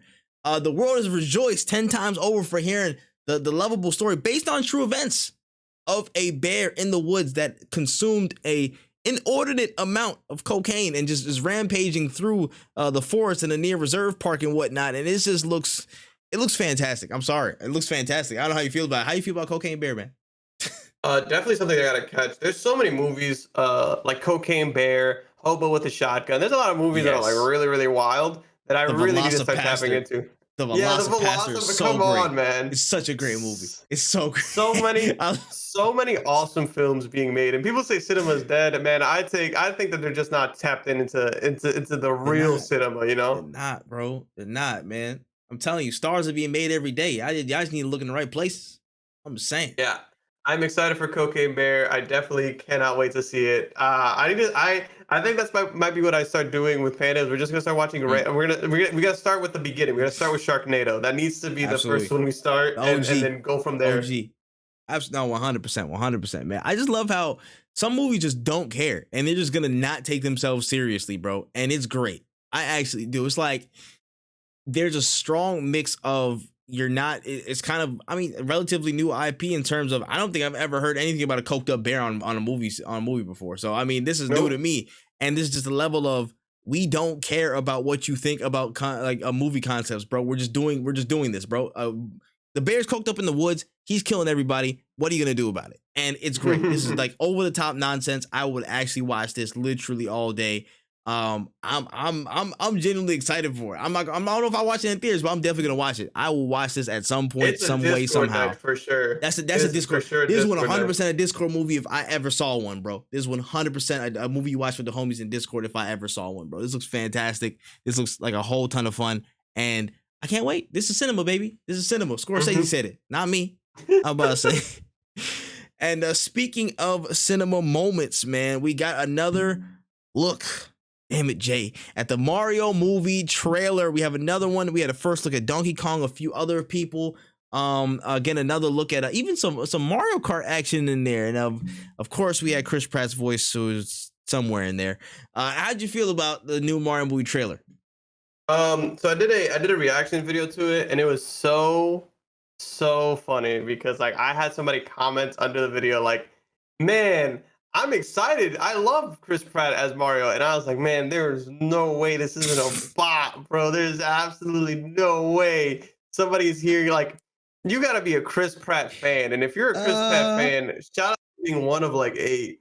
It's just not it, bro. Like, there's no way. And if it is it, you don't like Mario. Like, there's no, you can't like Mario and like Chris Pratt as Mario. Like, it just doesn't make sense. It's just, there's a problem. America has a problem. And there's too many, like, they threw Mario Kart. What did we need to throw Mario Kart in there for? We could have had a way different. We could have had a whole movie doing that. Now it's like, come on, bro. Like, is it just gonna be one movie? I hope it's just, maybe they're just trying to do everything at once. They're like, all right, we're never doing another Mario movie again. I feel like they definitely do a sequel. They would 100%. They have too much material to not do they're doing a trilogy. It's gonna be a multiverse. I promise you. Oh yeah, they have too much material, bro. They're gonna end up doing Smash Bros in one of those movies, and it's gonna go crazy. I'm telling you, they have way too much. Mario has too much reach. Mario has too much reach to not do one movie. You're high if you're thinking they're gonna do just one movie with this franchise. You are absolutely on PCP. There's no way. Just to speak frankly, Chris Pratt's voice, and every time I've seen a trailer on Twitter, the voice always is like dope. The voice is always pretty solid. When he does the wahoo, you know what I'm saying? Like, even there, it's not even that bad. I just threw it out the window. You know what I'm saying? Like, crazy. Whatever, that's ugh. But anyways, everything else in this trailer though, great. I'm not gonna lie. Actually, everything else in this trailer looks pretty fun. I can't even front. I really do want to watch this, to speak very candidly. I just want to, plug my ears for Chris Pratt's parts, to be real. But everything else looks super, super dope. I'm not gonna lie. Like, the fact that they don't have, Peach in the prototypical, you know what I'm saying? Like, she gets kidnapped role. She's actually like leading the resistance type thing. Toad looks pretty funny. DK is like, they meeting on like the whole 2D platform, like old school and stuff. That's pretty dope. I'm sure that's he's gonna be great. I think Seth Rogen's gonna be Donkey Kong, and he's gonna be great when he plays that. I haven't heard Seth Rogen's voice as Donkey Kong, and that shit is super annoying. Like, how are you gonna show off Donkey Kong? In fact, and not one word. I'm waiting to hear. I'm waiting to hear, honestly, bro. But this is going to be a really, really fun movie. I hate the blemish that is Chris Pratt's voice on it. I'm sorry, feel how y'all feel. Maybe I'll be, I'll be less critical of it once the whole movie goes through and I can get whisked away by everything else. But also, Luigi, Charlie Day is a great Luigi. I'm sorry. The voice of Luigi was actually, I think, was fairly consistent. I'm not gonna lie. I think I liked how it sounded personally. But I also like Charlie Day generally, so it is what it is. You know what I'm saying? I think it was okay. Yeah. I don't like. I'm kind of been really checked out. Like, even I'm not even a huge fan of Bowser. Like, I like Jack Black as Bowser. I don't think it's wrong. But like, I don't know, man. I just feel like I just don't think that they have great voices, and the only person I feel like who has like the range for this is definitely Jack Black. He's definitely a good pick for him. It's me personally. It's just like a personal thing. Everybody else, I feel like, no, Peach is actually not bad too. But like, I'm just not a big fan of not using real voice actors. Charlie Day's voice in and of itself is so distinct that it sounds like he's a voice actor. That's why I think it works with Luigi. But like, Chris Pratt, I still haven't heard Donkey Kong, so we got to hear what that sounds like. Toad is I don't know, man. Maybe I could just be super. Maybe I could have just not. I'm super biased and against it. Maybe that might be what it is. Maybe I'm just a hater. But I'm just not having a good time when I'm watching it. Listen, one does tend to understand you be hating sometimes, but it's okay. I do be hating. We all be hating. Sometimes hate is positive force for good in a weird, workaround way. I think. I don't know. I don't make the rules. Look at Kratos. Exactly. All right. But yeah, man, I think it looks pretty good so far. I'm not gonna lie. It beat out my expectations because my expectations were literally zero. But it looks decent. It looks pretty good, man. Game in front. It does look pretty good. Yeah, man. All right, moving down to a new trailer we got in the past day or so. Transformers: Rise of the Beasts. It's now coming up. Brand new looks. Again, looking at all the basically Beast Wars Maybe we might get some Optimus Primal and stuff like that. This is a really like old ass series. I remember somebody talked about this years ago, a little bit, and I was like, "What the hell is Beast Wars?" I had no clue, and I like Transformers. I literally had no clue. I had to Google that joint, but what's it called? It looks pretty good, man. I can't even front. I ain't gonna front. How do you feel about Rise of the Beast? I'm realizing, like, after you like asking me about these movies and how very little excitement I have, that I'm doing reactions to a lot of these, Yeah. and people are just gonna think I hate movies for my reaction channel. Like, Absolutely. people are I'm not gonna gonna be lie. like, you don't like movies, and I'll be like, you know what? You might be right. That's crazy. That's crazy. I ain't gonna lie. The film background, absolute hate for all things film. That's wild. This is such a bad time, but let's see. Fucking Transformers. I watched the trailer. Yeah, it's definitely a movie that is gonna come out at some point in time. That movie is going to see a theatrical release. There are actors involved in the making of the film. They will be acting in the film. It doesn't look terrible. It looks better than like it looks better from like Transformers 1 to forward. Like it looks better. It doesn't I don't know if it'll be as good as 1. It might be because 1 is bad. But it looks better than what we've seen. I could say that. I could say that it definitely looks like one of the better Transformers movies. I love, and I said this in my video, I love that the Transformers actually look distinct now, as opposed to like, we got a bunch of fucking metal shit going on in our face. Like, if you were to take off the colors from a lot of these Transformers in the older and like the other movies, you wouldn't be able to tell them apart because they all literally look the same, just different colors because of the different cars that they are. Except for the one dude that looks like a samurai. That was the one time where like things were actually a little different. But they lost me when they started doing like the nanomorphing into cars and shit instead of just regular transforming. And I'm really happy that they're coming back to like their older roots, and they're trying to be more not cartoony, but like they want to give people distinct styles. Like Optimus Prime looks boxy. The one chick looks like a more newer Transformer. Like people have more personality. I just hope that it's definitely is going to be a CGI slobber knocker. Like that's what I feel like the movie. That's the category of this movie is like just robots beating ass, and that's cool. I just hope that it's not super horrible in between those big epic fights. Like, give me something. You guys have some pretty good actors involved. Like, I hope you guys are using them, because if it's like whack, like if it's like the freaking the Mark Wahlberg ones where the whole time I was like, I hate every single person on screen right now. Show me the next big set piece. I forgot he was there. He was there for 2 movies. Shouldn't have reminded me. Like, I don't want shitty stuff until the cool set pieces. You gotta keep me entertained, because if not, I'm literally gonna be on my phone the whole time, or I'm gonna go fix my Switch so I can play Pokemon during it. You know what they gotta do, bro. You know what time it is. We need Tyrese back in the film series. We need him back. Absolutely right. You're absolutely right. We need him back. We need him back, bro. Honestly, he's the only way. Like, this is crazy. Look at all these beasts. Look at the gorilla. How are we gonna fight against this? I thought it was done. Like, we need him back. No, you're right. You're right. That's actually what we need. Because there's no reason to bring anybody else back. None. Fuck Josh Duhamel. You know what I'm saying? Shia LaBeouf, we don't need him back like that. I'm sorry.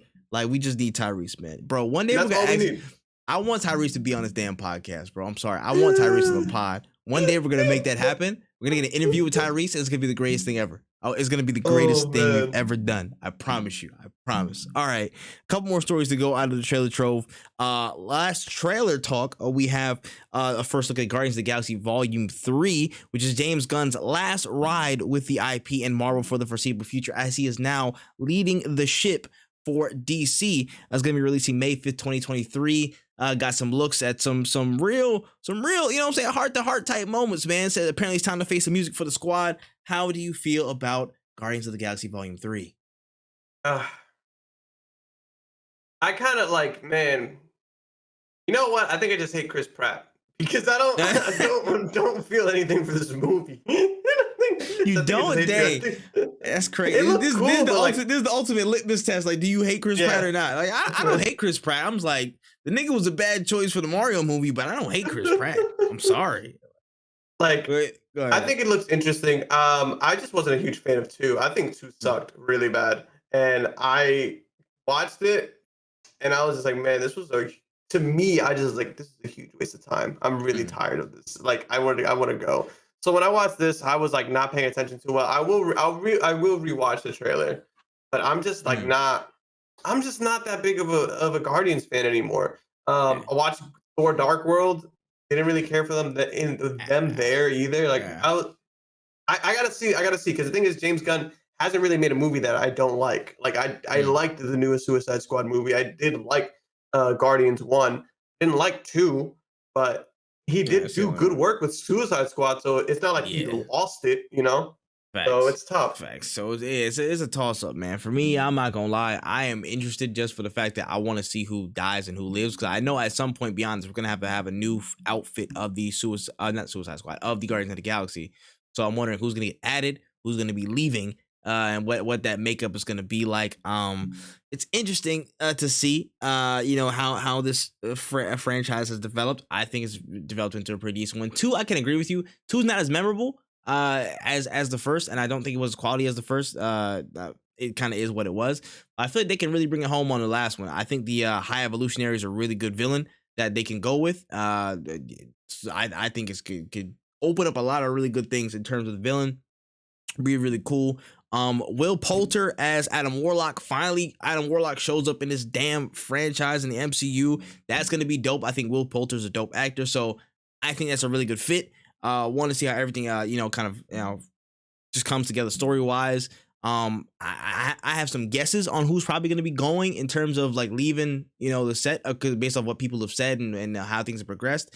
I think this probably is going to be Batista's last run as Drax to keep it a buck. I don't know how they're going to do a send off or whatever, but I think that's going to be that's going to be a little bit of send off there. There's a good chance that Rocket might be out of here too. I came in front. Things were looking bleak. Memphis bleak on his end, but this could be something that does take a turn and be a much more emotional story than we think. And I think that's better for this franchise because, we've been the comical, we've been, had a couple moments of emotion and real sadness there, but I feel like the bulk of it has, of course, been the comedy, been the lightheartedness and stuff. But if it's really time to, crank up that gear, really be emotional with it, like fully lean into it for a good portion of the movie, I think it's a good change for the franchise. So, I mean, let's end off with a bang. Let's end off the trilogy with a bang. I'm looking forward to it, honestly. Yeah, I'll probably still watch it in theaters. I'm just not really gonna be sitting here like I gotta get them first. I gotta get my pre-order tickets. Like I definitely will be catching that when I catch that. Yeah, I'll catch it when I can. It comes. It's literally 2 days before 2 days after my birthday. So I mean, I catch everything that goes around May. Any Marvel drop that happens around May, since I've been like conscious, I watch. So it's kind of just whatever at this point. It's automatic reflex. All right. So moving on to this last one, it's kind of a conversational piece that we've been seeing over the past couple of weeks. So the conversation around the MCU has evolved. Instead of bickering over whether the MCU is appropriate cinema or not, whether they can produce masterpieces or not, or whatever, we've kind of transitioned into the focus of actors and actresses that enter the MCU in major roles. They aren't stars, but the characters are. So this kind of argument was brought forth most recently by Quentin Tarantino, and he was that person to put a recent comment out on, basically that the role. But recently, Samuel L. Jackson hit back and basically he said that it takes an actor to don those particular roles well, and he basically used the late great Chadwick Boseman as a prime example of an actor who was in the MCU in a prominent role, but was also a movie star. So. It's interesting to see that. Of course, we had that way back interview with Anthony Mackie. He was at some convention panel, and he made his comments on that, which was more in support of Quentin Tarantino's statement. I was wondering how you felt about all this, man. You know what I'm saying? This random offshoot of conversation we made it to. How are you feeling about MCU not making stars, but MCU fitting characters, so to speak? I don't think that it's necessarily true. Just because of just looking at like the track record of some of these actors is that Robert Downey Jr. is like loved. Iron Man essentially brought that man's career out from the gutter. Mm-hmm. And for him to say like Robert Downey Jr. Is only famous because of Iron Man. Yes. Isn't like you don't stop him when you see like you don't stop Robert Downey Jr. because he's in the suit. You stop him because of the performance that he did. Same thing with Chadwick Boseman. Like, now, will I say that like these characters bring a certain amount of stardom to these actors who may not have been known. Yeah, like Absolutely. I didn't know who Absolutely. the fuck Chris Evans was until he became Captain America, but he was Don, also Johnny Johnny Storm. Storm. Yeah, and we didn't remember his name after that movie, right? But Mm. when he did a great job as Captain America, he kind of took that on. I don't think that Quentin Tarantino obviously knows what the fuck he's talking about. It's Quentin Tarantino.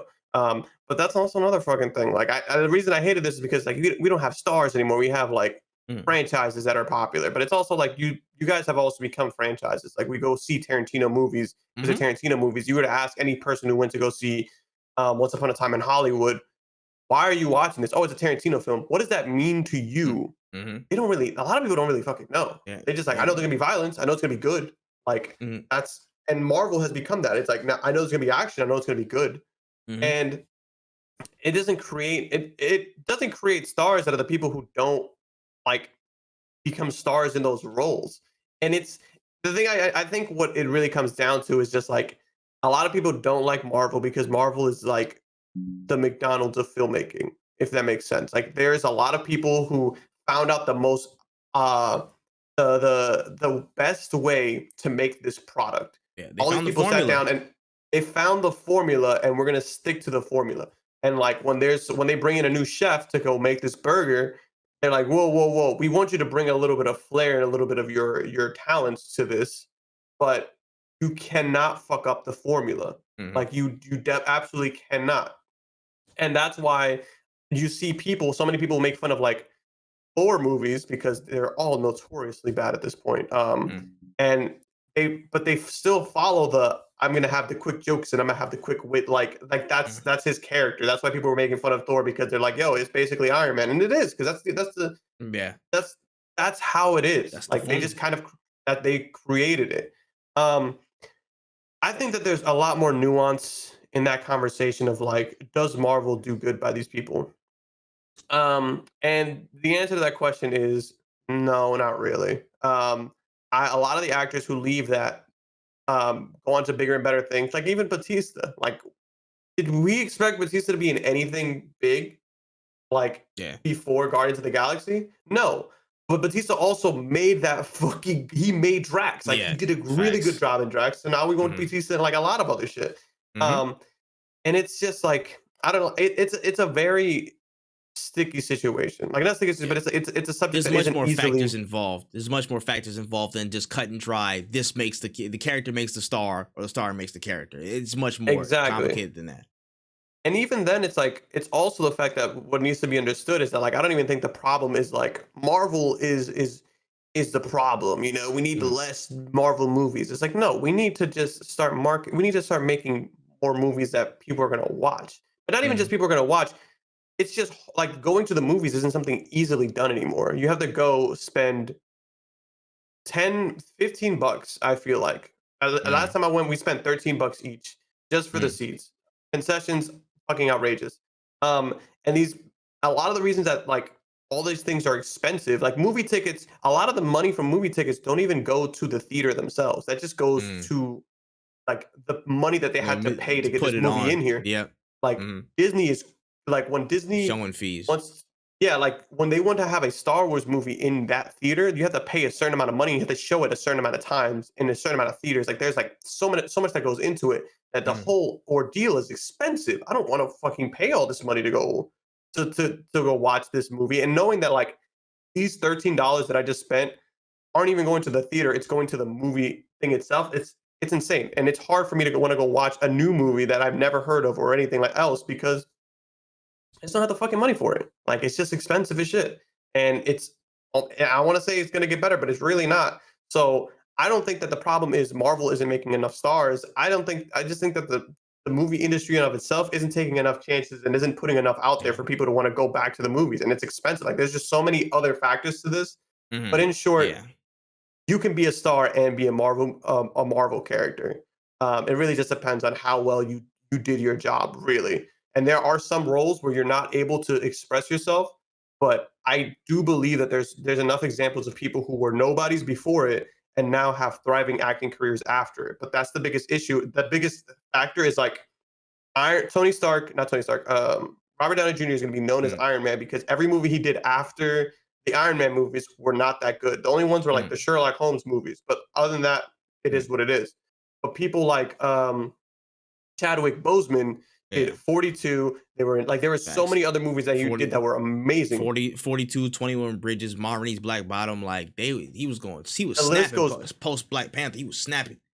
the list goes on, and that's the difference is that like you get an opportunity and you gotta do something with it, or you're gonna be typecasted as uh as like Zoe Saldana, who got typecasted into Yep. like basically She the alien woman. Yep, she was talking about it too. She was like, "Yeah, I've been in sci-fi franchises for like a decade. And I feel like I'm just like I'm stuck.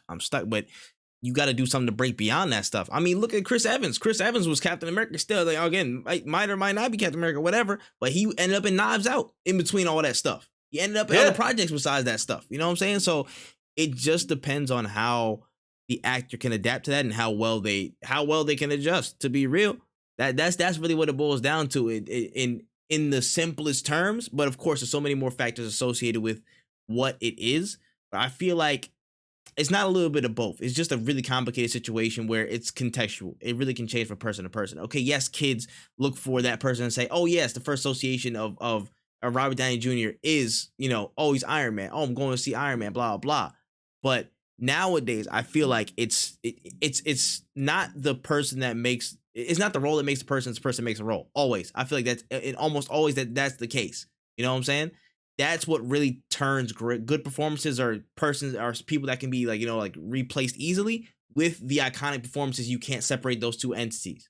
So that's pretty much my note on it, man. I'm just like, at the end of the day, I'm watching a movie. I don't care what you think. Quinn, I don't give a damn what you think, bro. I'm sorry. It is what it is, bro. The market's the market. Y'all gotta make some other stuff, bro. That's why people who certain people take chances. They're gonna hit. They're gonna go for a hit, bro. Everything, everywhere, all at once was by far and away one of my favorite movies this year. Literally one of two of my favorite movies this year. Fantastic film. Was by far and away a risk, I think, in my opinion, from anything that was done this year, any of the formulas of Marvel, the modern conception of all that stuff, and it blew everything out of the water, in my opinion, except for like maybe one or two films, because it took that risk and got out there. There's a lot of apprehension to take risk, of course, with the economy, with the state of how people get their money and residuals back in the movie industries now with streaming and all stuff like that.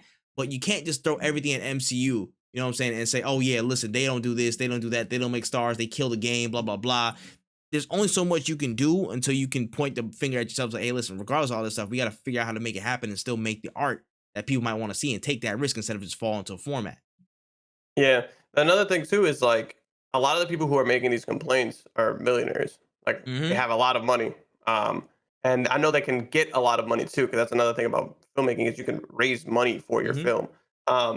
If these people really feel like Marvel has been ruining the space, or these big companies have been ruining the space, pull the money together. Like use like Tarantino, Scorsese, get together, make a production company, and fund some movies. You know what I'm saying? Like you guys are Facts. millionaires. You have a lot of money, and you guys get paid lots of money.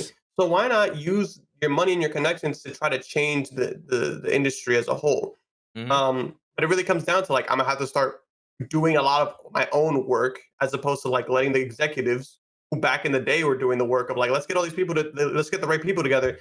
Now that they found their formula and shit, yeah, they're gonna cut the cost and they're gonna make shit cut and dried. It's not gonna be as different and as impactful as it was back in the day. But you're still around, man. We are all still around. I would love to watch a Tarantino, like you get together with Martin Scorsese and start putting out some more movies. Because I promise you, I am also too burnt on Marvel and Star Wars and all these big franchises.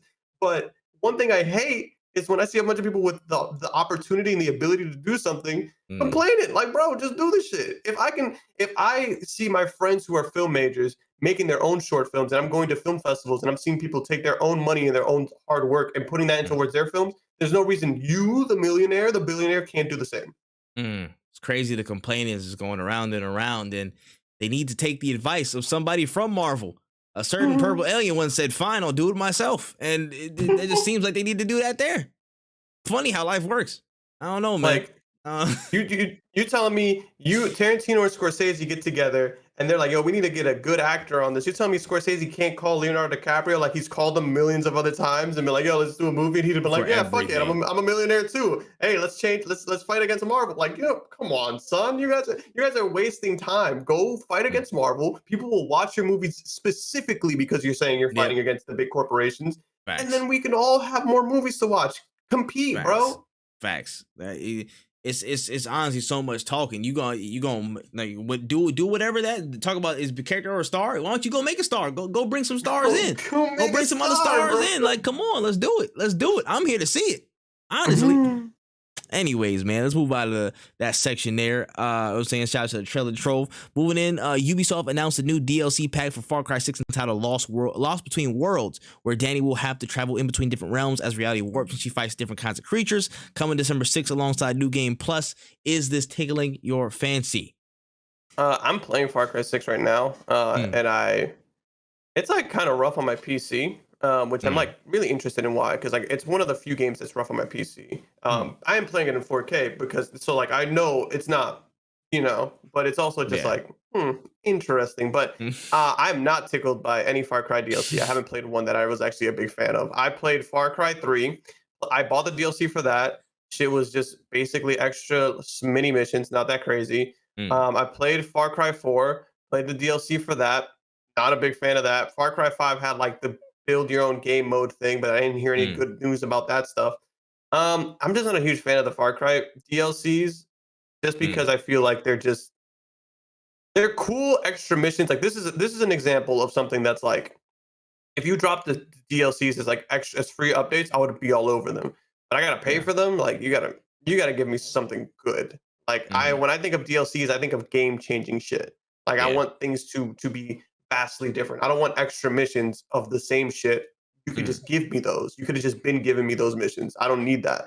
I need new skill trees. I need new areas. I need something big for me to like. I need an expansion. I don't even like the word DLC anymore. I like the word Facts. expansion. To me is what I'm looking for. I want an More fair. expansion pass. I want an expansion pack. I don't want downloadable content because downloadable content could just be a new gun skin on a game that I don't even play multiplayer. Like I want something big. So I'll check that out, but I'm not looking forward to it because it's probably gonna be like, yo, we made this like mission and we got the voice actors to voice some lines, but that's really it. Like unless you're bringing me some crazy dynamic like cutscenes, like I'm gonna need a lot. I'm gonna need a lot for me to be like, oh, I'm definitely going back to this game. I am playing Far Cry 6 now. Not a bad game, honestly. It's very much a Ubisoft game. Is my early preview feelings is like, wow, Ubisoft made this. Yeah, no, it's fair. That's fair. I don't got too much to add besides the fact that it's like, hey, you know what?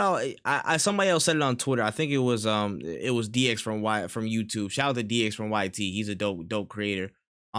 He was like, at least Ubisoft continues to support games like they're just still going further. I'll give them that. At least they don't like knock them dead in the water. You know what I'm saying? At least if they have some traction, they'll keep providing some stuff. Albeit, I don't care for it. But at least they're going to show the consistency with their DLC drops. You know what I'm saying? I'm not mad at that whatsoever. I actually applaud Ubisoft for staying consistent and not giving up on their IPs like that. When they give us mid, they give us a lot of it. You know what I'm saying? They don't stop. That's the thing. You got to keep going. You can't make a shot if you don't take it. You know what I'm saying? You got to put it up. You got to put it up. That's fair. That's fair. All right. So shout out this Far Cry 6 DLC.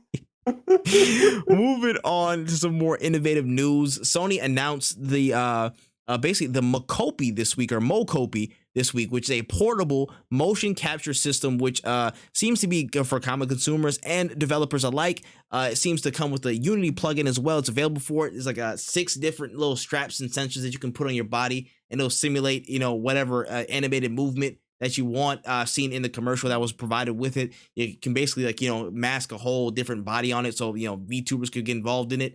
How do you feel about the Mokopi or Mokopi? I think that it's actually really sick. We were actually talking about this before the podcast started because I saw it. Because I was before the podcast started. I was talking to Nijis and we were talking about indie games, and I see this story and I'm like, damn, I can only imagine how many more people are now going to like mocap shit for their indie game that they're developing in like their basement. Like how this can change the game for small developers of like 2 or 3 people who wanted to have motion capture, but they weren't able to. And now they're able to explore that area. And even just like some people who will teach themselves how to make games via YouTube and now like teach themselves mocap via YouTube and like will Mm. be able to use this in their own endeavors, or even just like VR chat is going to get way too real. It's going to be very Yeah. interesting to see to see some of the wild clips. And I also think that this is kind of interesting because if they're commercializing motion capture, VR Mm, gaming might actually get mhm. could benefit from this very well to a lot as well. Because if you're able to like connect the mocap machine to your regular VR headset, you might be able to go crazy in a game like Super Hot or whatever. I can't remember what the game is Yeah. called, but like all the VR games that you used to have, where you're like, okay, I have like these controllers. Now my whole body is in it, It's and we're there, so one step it's closer. much more realistic. Yeah, we're one step closer to being in Ready Player One. Like Ah, that's kind of like bro, what's where it seems like it's we're going. nuts. Nuts. Mixed with that one dude who made the Oculus, that death headset. Oh yeah. Yeah, No, yeah, we're yeah. there. We're there, baby. But yeah, nah, this is dope, man. This is really, really dope. From Sony. Like we talked about this again a little bit before the pop. But yeah, it's like that level of access really, really getting a lot higher. Now, on the developer side, again, with the Unity plugin, that's really, really cool for small and big developers alike. Again, thinking about how so many people have developed games from their home offices now, having the access to mocap in this area could really, really boost the efforts of a lot of people working from different teams across the world. They can't come in all at one time or whatever. You don't have to have this big old elaborate God of War Ragnarok level studio to do all the mocap and all this stuff for it. At least there's a basic level of inclusion you can have and really, step up your efforts in that area. That's something you want to pursue in terms of your game development. I think that's really cool for indie devs. Again, this is a really big win. Just having that access to something. And on the creator side, I think this is really dope. I mean, for people that want to be consistent VTubers, this gives them literally a full body silhouette that they can apply. They can just chat. They can go from all different camera angles instead of having, maybe just a program separate from them and then they'll do something else. Like this opens up a very, very large avenue of possibilities that they can do. There was stuff of them people walking outside and like their entire like body was covered with the AI thing, with the actual like a VTuber skin and what have you. So on the creator side, this is huge.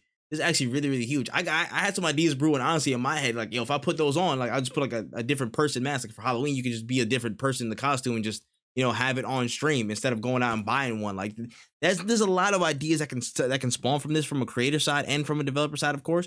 Like this is really, really dope. Honestly, I can see this becoming a very, very a commonly used tool in the next 3 to 4 years among so many developers and creators alike. Yeah, I'm excited. I'm excited to see what this brings, and I'm happy that they're doing something like this because they don't like the idea of making motion Mhm. capture available to consumers isn't something that I would have thought of or Yeah. thought people would have been like, yeah, I'm gonna make it easier for other people to use this. Like that's pretty cool, you know? 100%, man. But I know the VTubers are rejoicing. The VTubers are rejoicing. All right, moving down to some Discord news. Discord's been ramping up their monetization practices in app, and they have released server subscriptions, which includes a 90% split for its creators. And in addition to that, Discord streaming is starting to get incentivized in a way similar to drops on Twitch. If you stream for like a certain amount of time or whatever like that, you're going to get some type of drops from a game. So thoughts on Discord ramping up their creator supports and monetization strategies?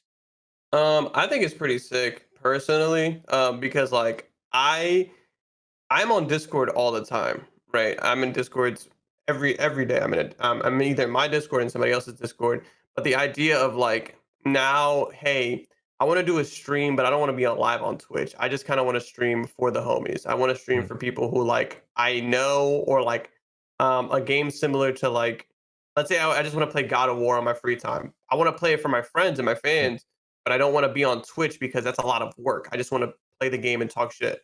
mm. That kind of creates that, and it honestly can create. It can make Discord another streaming platform for people to really consider like staying on. Because I 1000% would run exclusive streams for friends. Because there's days where I really want to do another stream Mm. during the week, but I just don't have the time or I don't have the energy. Like I just want to play a game and just talk to like a small amount of people. I don't want to have to like keep up the energy, keep asking the questions, doing all the extra shit. But it's like, hey, now if you come into my stream or if you come into my stream and you become a sub, I can give you access to the Discord and we got like special incentives now. Now pay to $5, you get in the Discord, boom, through the coffee, you get into the Mhm. Discord. Now that you're in the Discord, if you want to sub up for better quality, you can sub up for better quality. Like it's a lot of shit you can do now. I Mhm. think this is sick. And the 90% split is a slap in the face to everybody in the game right now. Like that Facts. is I literally ain't gonna saying front. we care about creators. That is nuts. Hey, let's and then I'm looking at it, looking at the article and stuff, and you see it. And basically you can customize whatever subscription range you want, so it's not just automatic tiers. It goes from $299 to $199 in price. So I mean, you can scale this to whatever you want as a creator, and again, add whatever incentives you want behind it. This kind of, if it's implemented correctly, it makes things like Patreon like really look old hat because a lot of stuff is integrated into one spot. You don't have to really like, add a recurring subscription on there to come back here. So that's a huge undercut to potentially services like Patreon and stuff like that. This sounds really, really good. I'm not gonna lie. Like a 90% split sounds glorious compared to everything else right now. And then the ability to just include and incentivize things in your own Discord as you go. This could be a really, really good option. I'm telling you, this is going to be. I think this is going to be something that is heavily considered in the next few months to like I want to say 8 months. People are gonna really start pushing their discords heavy if they haven't already. They haven't already. The Discord stuff is gonna be pushed heavy. I need to make one when it comes up. Make sure I join my Discord. You know what I'm saying? Whenever that pops up. But I'm telling you, it's going to be a really really big swing. I think in favor of Discord. This is gonna be a sleeper one. That's not gonna. People aren't gonna notice how big of an impact it's gonna make until it's already too late, and people have been telling you, "Hey, get on Discord right now." So Yeah. I think it's huge. If you have a Discord, even if it's a Discord with your friends, I would look into it. I'm looking at it now. I'm gonna try to go through it. So if you're already a part of my Discord, give that bread up. Shit ain't free out here. Nothing is free. No, I'm kidding. I'm definitely gonna look into it, and as long as it's something that like won't hurt my community in the long run, especially since I could choose the pricing, like that's insane. Mhm. I would because I even tell my like people in my community, if you're ever in a chat with me, I'm always telling people like if you want the Discord to be better, just boost it, because I boost it and my best friend boosts it, just so Mhm. that people don't have to like boost it for specific, like I think 720p to stream in that, or to stream in 1080 you need 2 boosts. So Yeah. like I pay for that because I want my community to be able to stream in my shit. But and this is also, we have the podcast in my Discord because I want to have the best quality for shit. But Mm. if you're telling me that I can get everybody to pay like $1 or $2 and we could get like way better incentives or way better things, like shit, we could start paying for subscription services. We could have watch parties all the time. Like it'd be sick. I think it's Facts. an awesome idea. And I think you're onto the right track there. To be able to fuel a lot of different activities from that is also really good. Again, just in general, having a revenue stream like that with your community. If you're able, if people are sub directly into the Discord, I feel like that makes the line even much clearer of where you can put those funds towards to improve the experience of the Discord in general. So I mean, that's fire. That's fire to me. I'm sorry, Discord, y'all onto something, bro. Y'all onto something. 1,000%. All right, I'm gonna leave this penultimate story to you. It's time for our Overwatch correspondent. When there's a new character on the scene in Overwatch 2 named Ramattra that's coming in. There was a trailer a few days ago, actually almost a week ago. Seems to be the first tempo tank character on the roster, coming with 2 forms, an Omnic and Nemesis form. How are you feeling about Ramattra making their entrance on the scene? Talk about it, man. Looks really, really, really, really interesting. It's one of the first characters that has a two form like thing. Being able to switch between I'm going to be damage dealing from a distance and I'm going to be in your face smacking you is kind of big, because you either have dive or you have like shield heroes, or you have a little bit of a hybrid with like Reinhardt, where he has a charge so he can get in Mm, there, but he also has a shield so he can back up and back away. Um, I think that this character is very interesting. I love the kid. I love the kid. I love the newer characters have really had really interesting kids outside of Sojourn. That kid is broken. Please mm, nerf her. But the tanks have definitely had some really interesting ideas being brought into them, which is really refreshing for that game, because it feels like it hasn't had anything refreshing in a long time. Um, the concept of their ultimate, where it's like if you're just in the vicinity, you're going to take damage from them, is crazy. But it's also something that I think about, because it's like it does do a lot of damage to people if they're in the circle. But like, let's mm, be honest, if you're seeing a big dude with like a big aura around him, if everybody shoots him, like realistically speaking, we might be able to kill him before he does a lot mm, of damage. But maybe that's the whole point, is like they want to focus on you. Like it changes the game in a big way. mm, I still think the game needs a lot of balancing. This is a cool hero. I'm happy that it's a tank. We definitely need tanks and supports in the game. Otherwise, it's just gonna die. We don't have enough. I think we definitely need I feel like the next two characters should be supports, but I know the DPS mains are not gonna be happy, so they're gonna keep filling out the roster, or maybe some reworks need to be done. But it definitely looks like a really interesting character, and I'm happy to see an Omnic in the space, because we don't really have a lot of we have the human villains, but we don't have the robot villains. So I'm really excited to see what Ramatra brings. Okay. Word, man. I'll take your word for it, man. As always, I do not play that shit. Maybe one day I will actually get involved, but hey, man, we got to leave it to the specialists, man. Leave it to the professionals. For real, for real. All right. And on to our last story right here before we sign off. Little less than a week until the Game Awards. We want to just put the tinfoil hat on one last time. Just give our last minute predictions on reveals that we got to see. I know we talked about it a little bit before the end of the podcast last week, but I want to see if any opinions have changed, any new thoughts have come up. You know what I'm saying? Are you still gonna talk about Kojima and stuff? I just wanted to run through anything new in terms of the last minute predictions for Game Awards. I think Kojima is still going to announce Death Stranding 2. I hope that me saying it as many times as I have on this podcast doesn't jinx it at this point. If it's jinxed, it's jinxed, because I've said it more times than I can count. But another prediction that I have, if we're throwing shit at the wall, big Xbox Game Pass announcement. We're going to see Street Fighter on the Game Pass. And the reason I say this is because Monster Hunter on the Game Pass, crazy, whoa, Monster Hunter, the whole game on Game Pass, crazy. Capcom, you mix in the Street Fighter, or you do or an announcement along the lines of Xbox is happy to be partnered with Capcom again, because remember, Capcom made Dead Rising, right? Yes. So what they might announce a Capcom games coming to Games Pass. So they'll show off Monster Hunter, they'll show off Dead Rising. I'm trying to think of another Capcom game that I think would do really well on there. Maybe some Devil May Cry, crazy. And then they're gonna be oh, and by the way, Street Fighter 6 is coming to Game Pass day one, or whatever. I think it might happen. I don't know. Call me crazy, but if that happens, that's a bold prediction. And if that happens, Game Pass is up. Game Pass is out. That's crazy. That's a crazy prediction. I'm not gonna lie, bro. Game Pass might be cooking something different. I ain't gonna lie. That's the Marvel, but that Marvel meme, bro. What is he cooking, bro? What is he cooking? Ah, man. I in terms of last minute predictions, I know for a fact. Well, since they changed their I guess it's last week, but since they changed their their banner. Jedi Survivor, we're definitely getting a trailer. Yeah. We're 100% getting a trailer. I called that one from last week, so we know we're getting some from them. Tekken 8 showing a trailer. I don't need to predict that because that's actually coming. They already tweeted about it, so we're getting some new Tekken 8 footage. What else could possibly be coming? Again, I said Spider-Man 2 last week. I think I said Spider-Man 2. Spider-Man 2? I want Spider-Man 2 footage at that damn awards, or I will riot. I will riot. I need it. I want Wolverine footage. At the awards. And I know that that's not out for a while. But I mean, they can go double header, bro. They can go double header.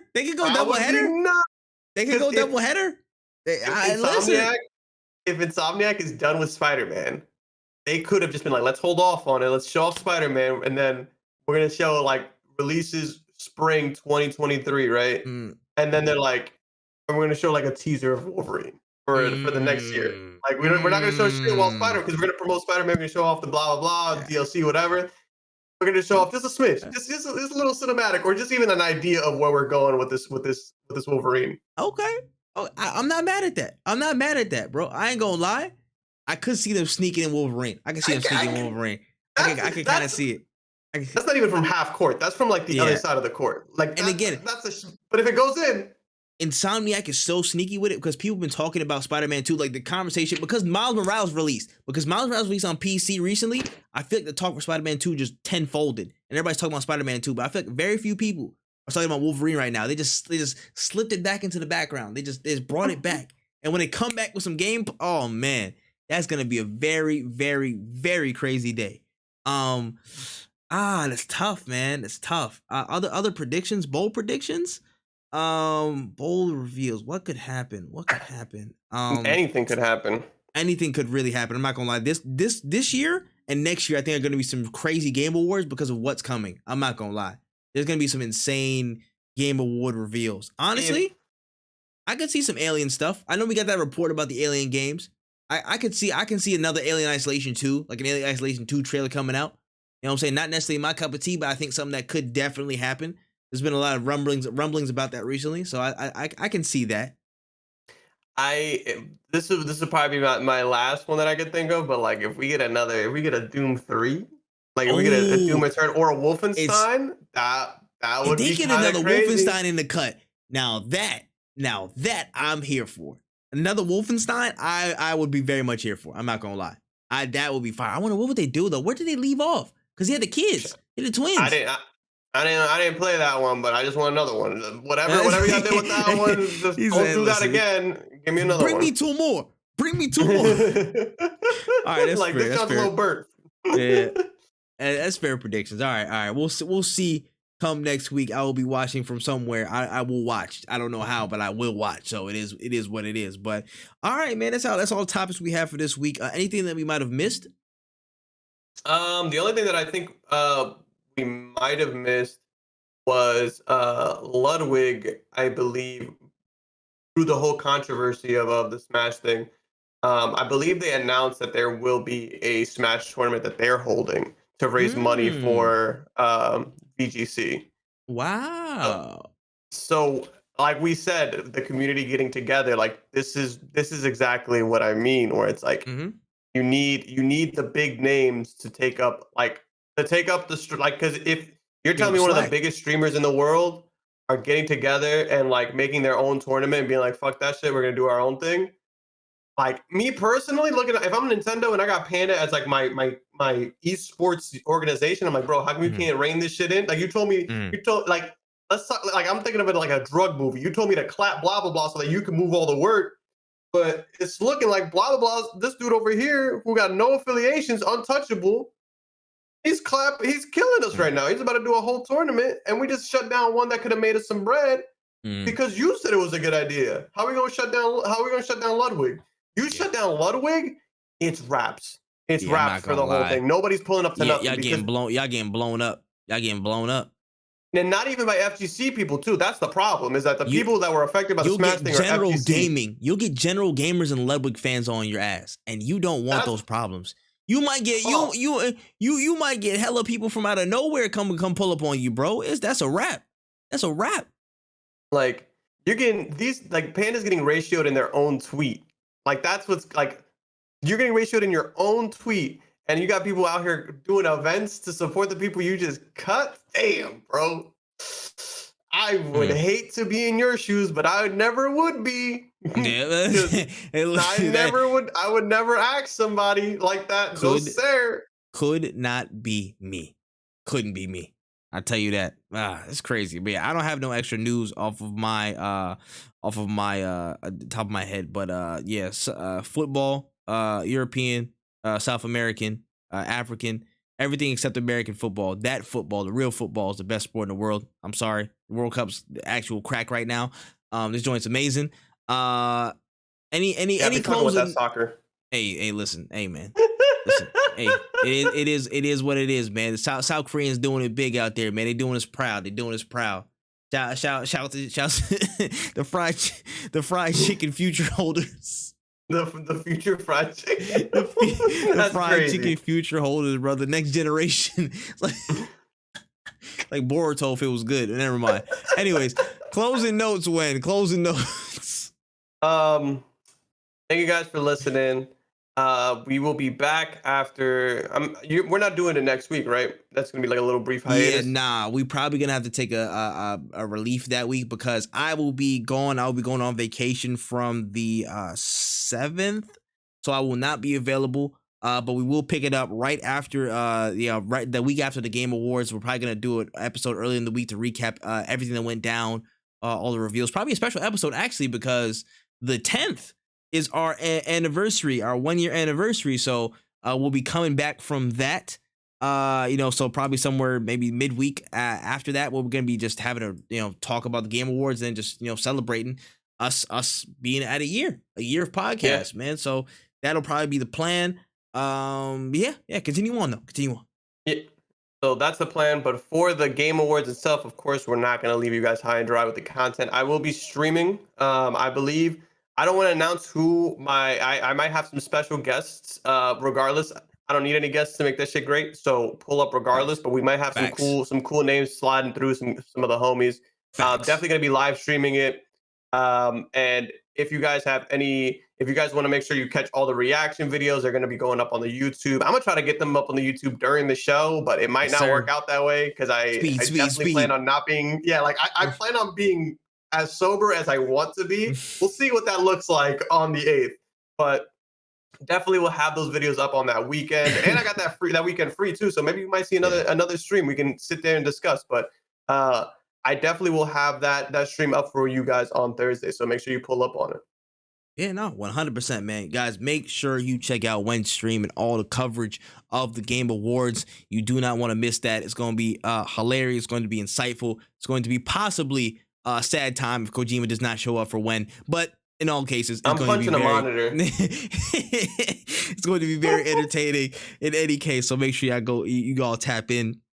And of course, you want to see that content as well as more episodes of No Cooldown Podcast. The video version, you can check out youtube.com/c/Wotaku channel. Just type in WOTAKU channel on YouTube. You can find it there. You can also find the video versions of this podcast on Spotify as well, and the rest of the versions on Apple Podcast, Google Podcast, Stitcher Radio, and Anchor. Just searching No Cooldown. That's NO space COOLDOWN, and you should find us there. We should be the first one, and if not, you should probably file a report because they are stealing our name.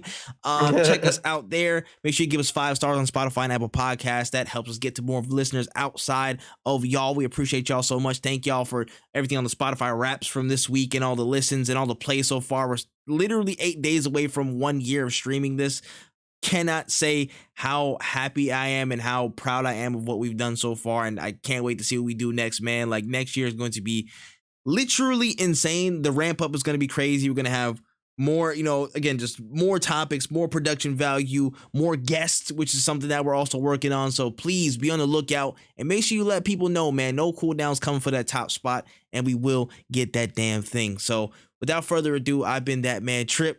This has been WenEazy. This has been No Cooldown Podcast, and we are out of there.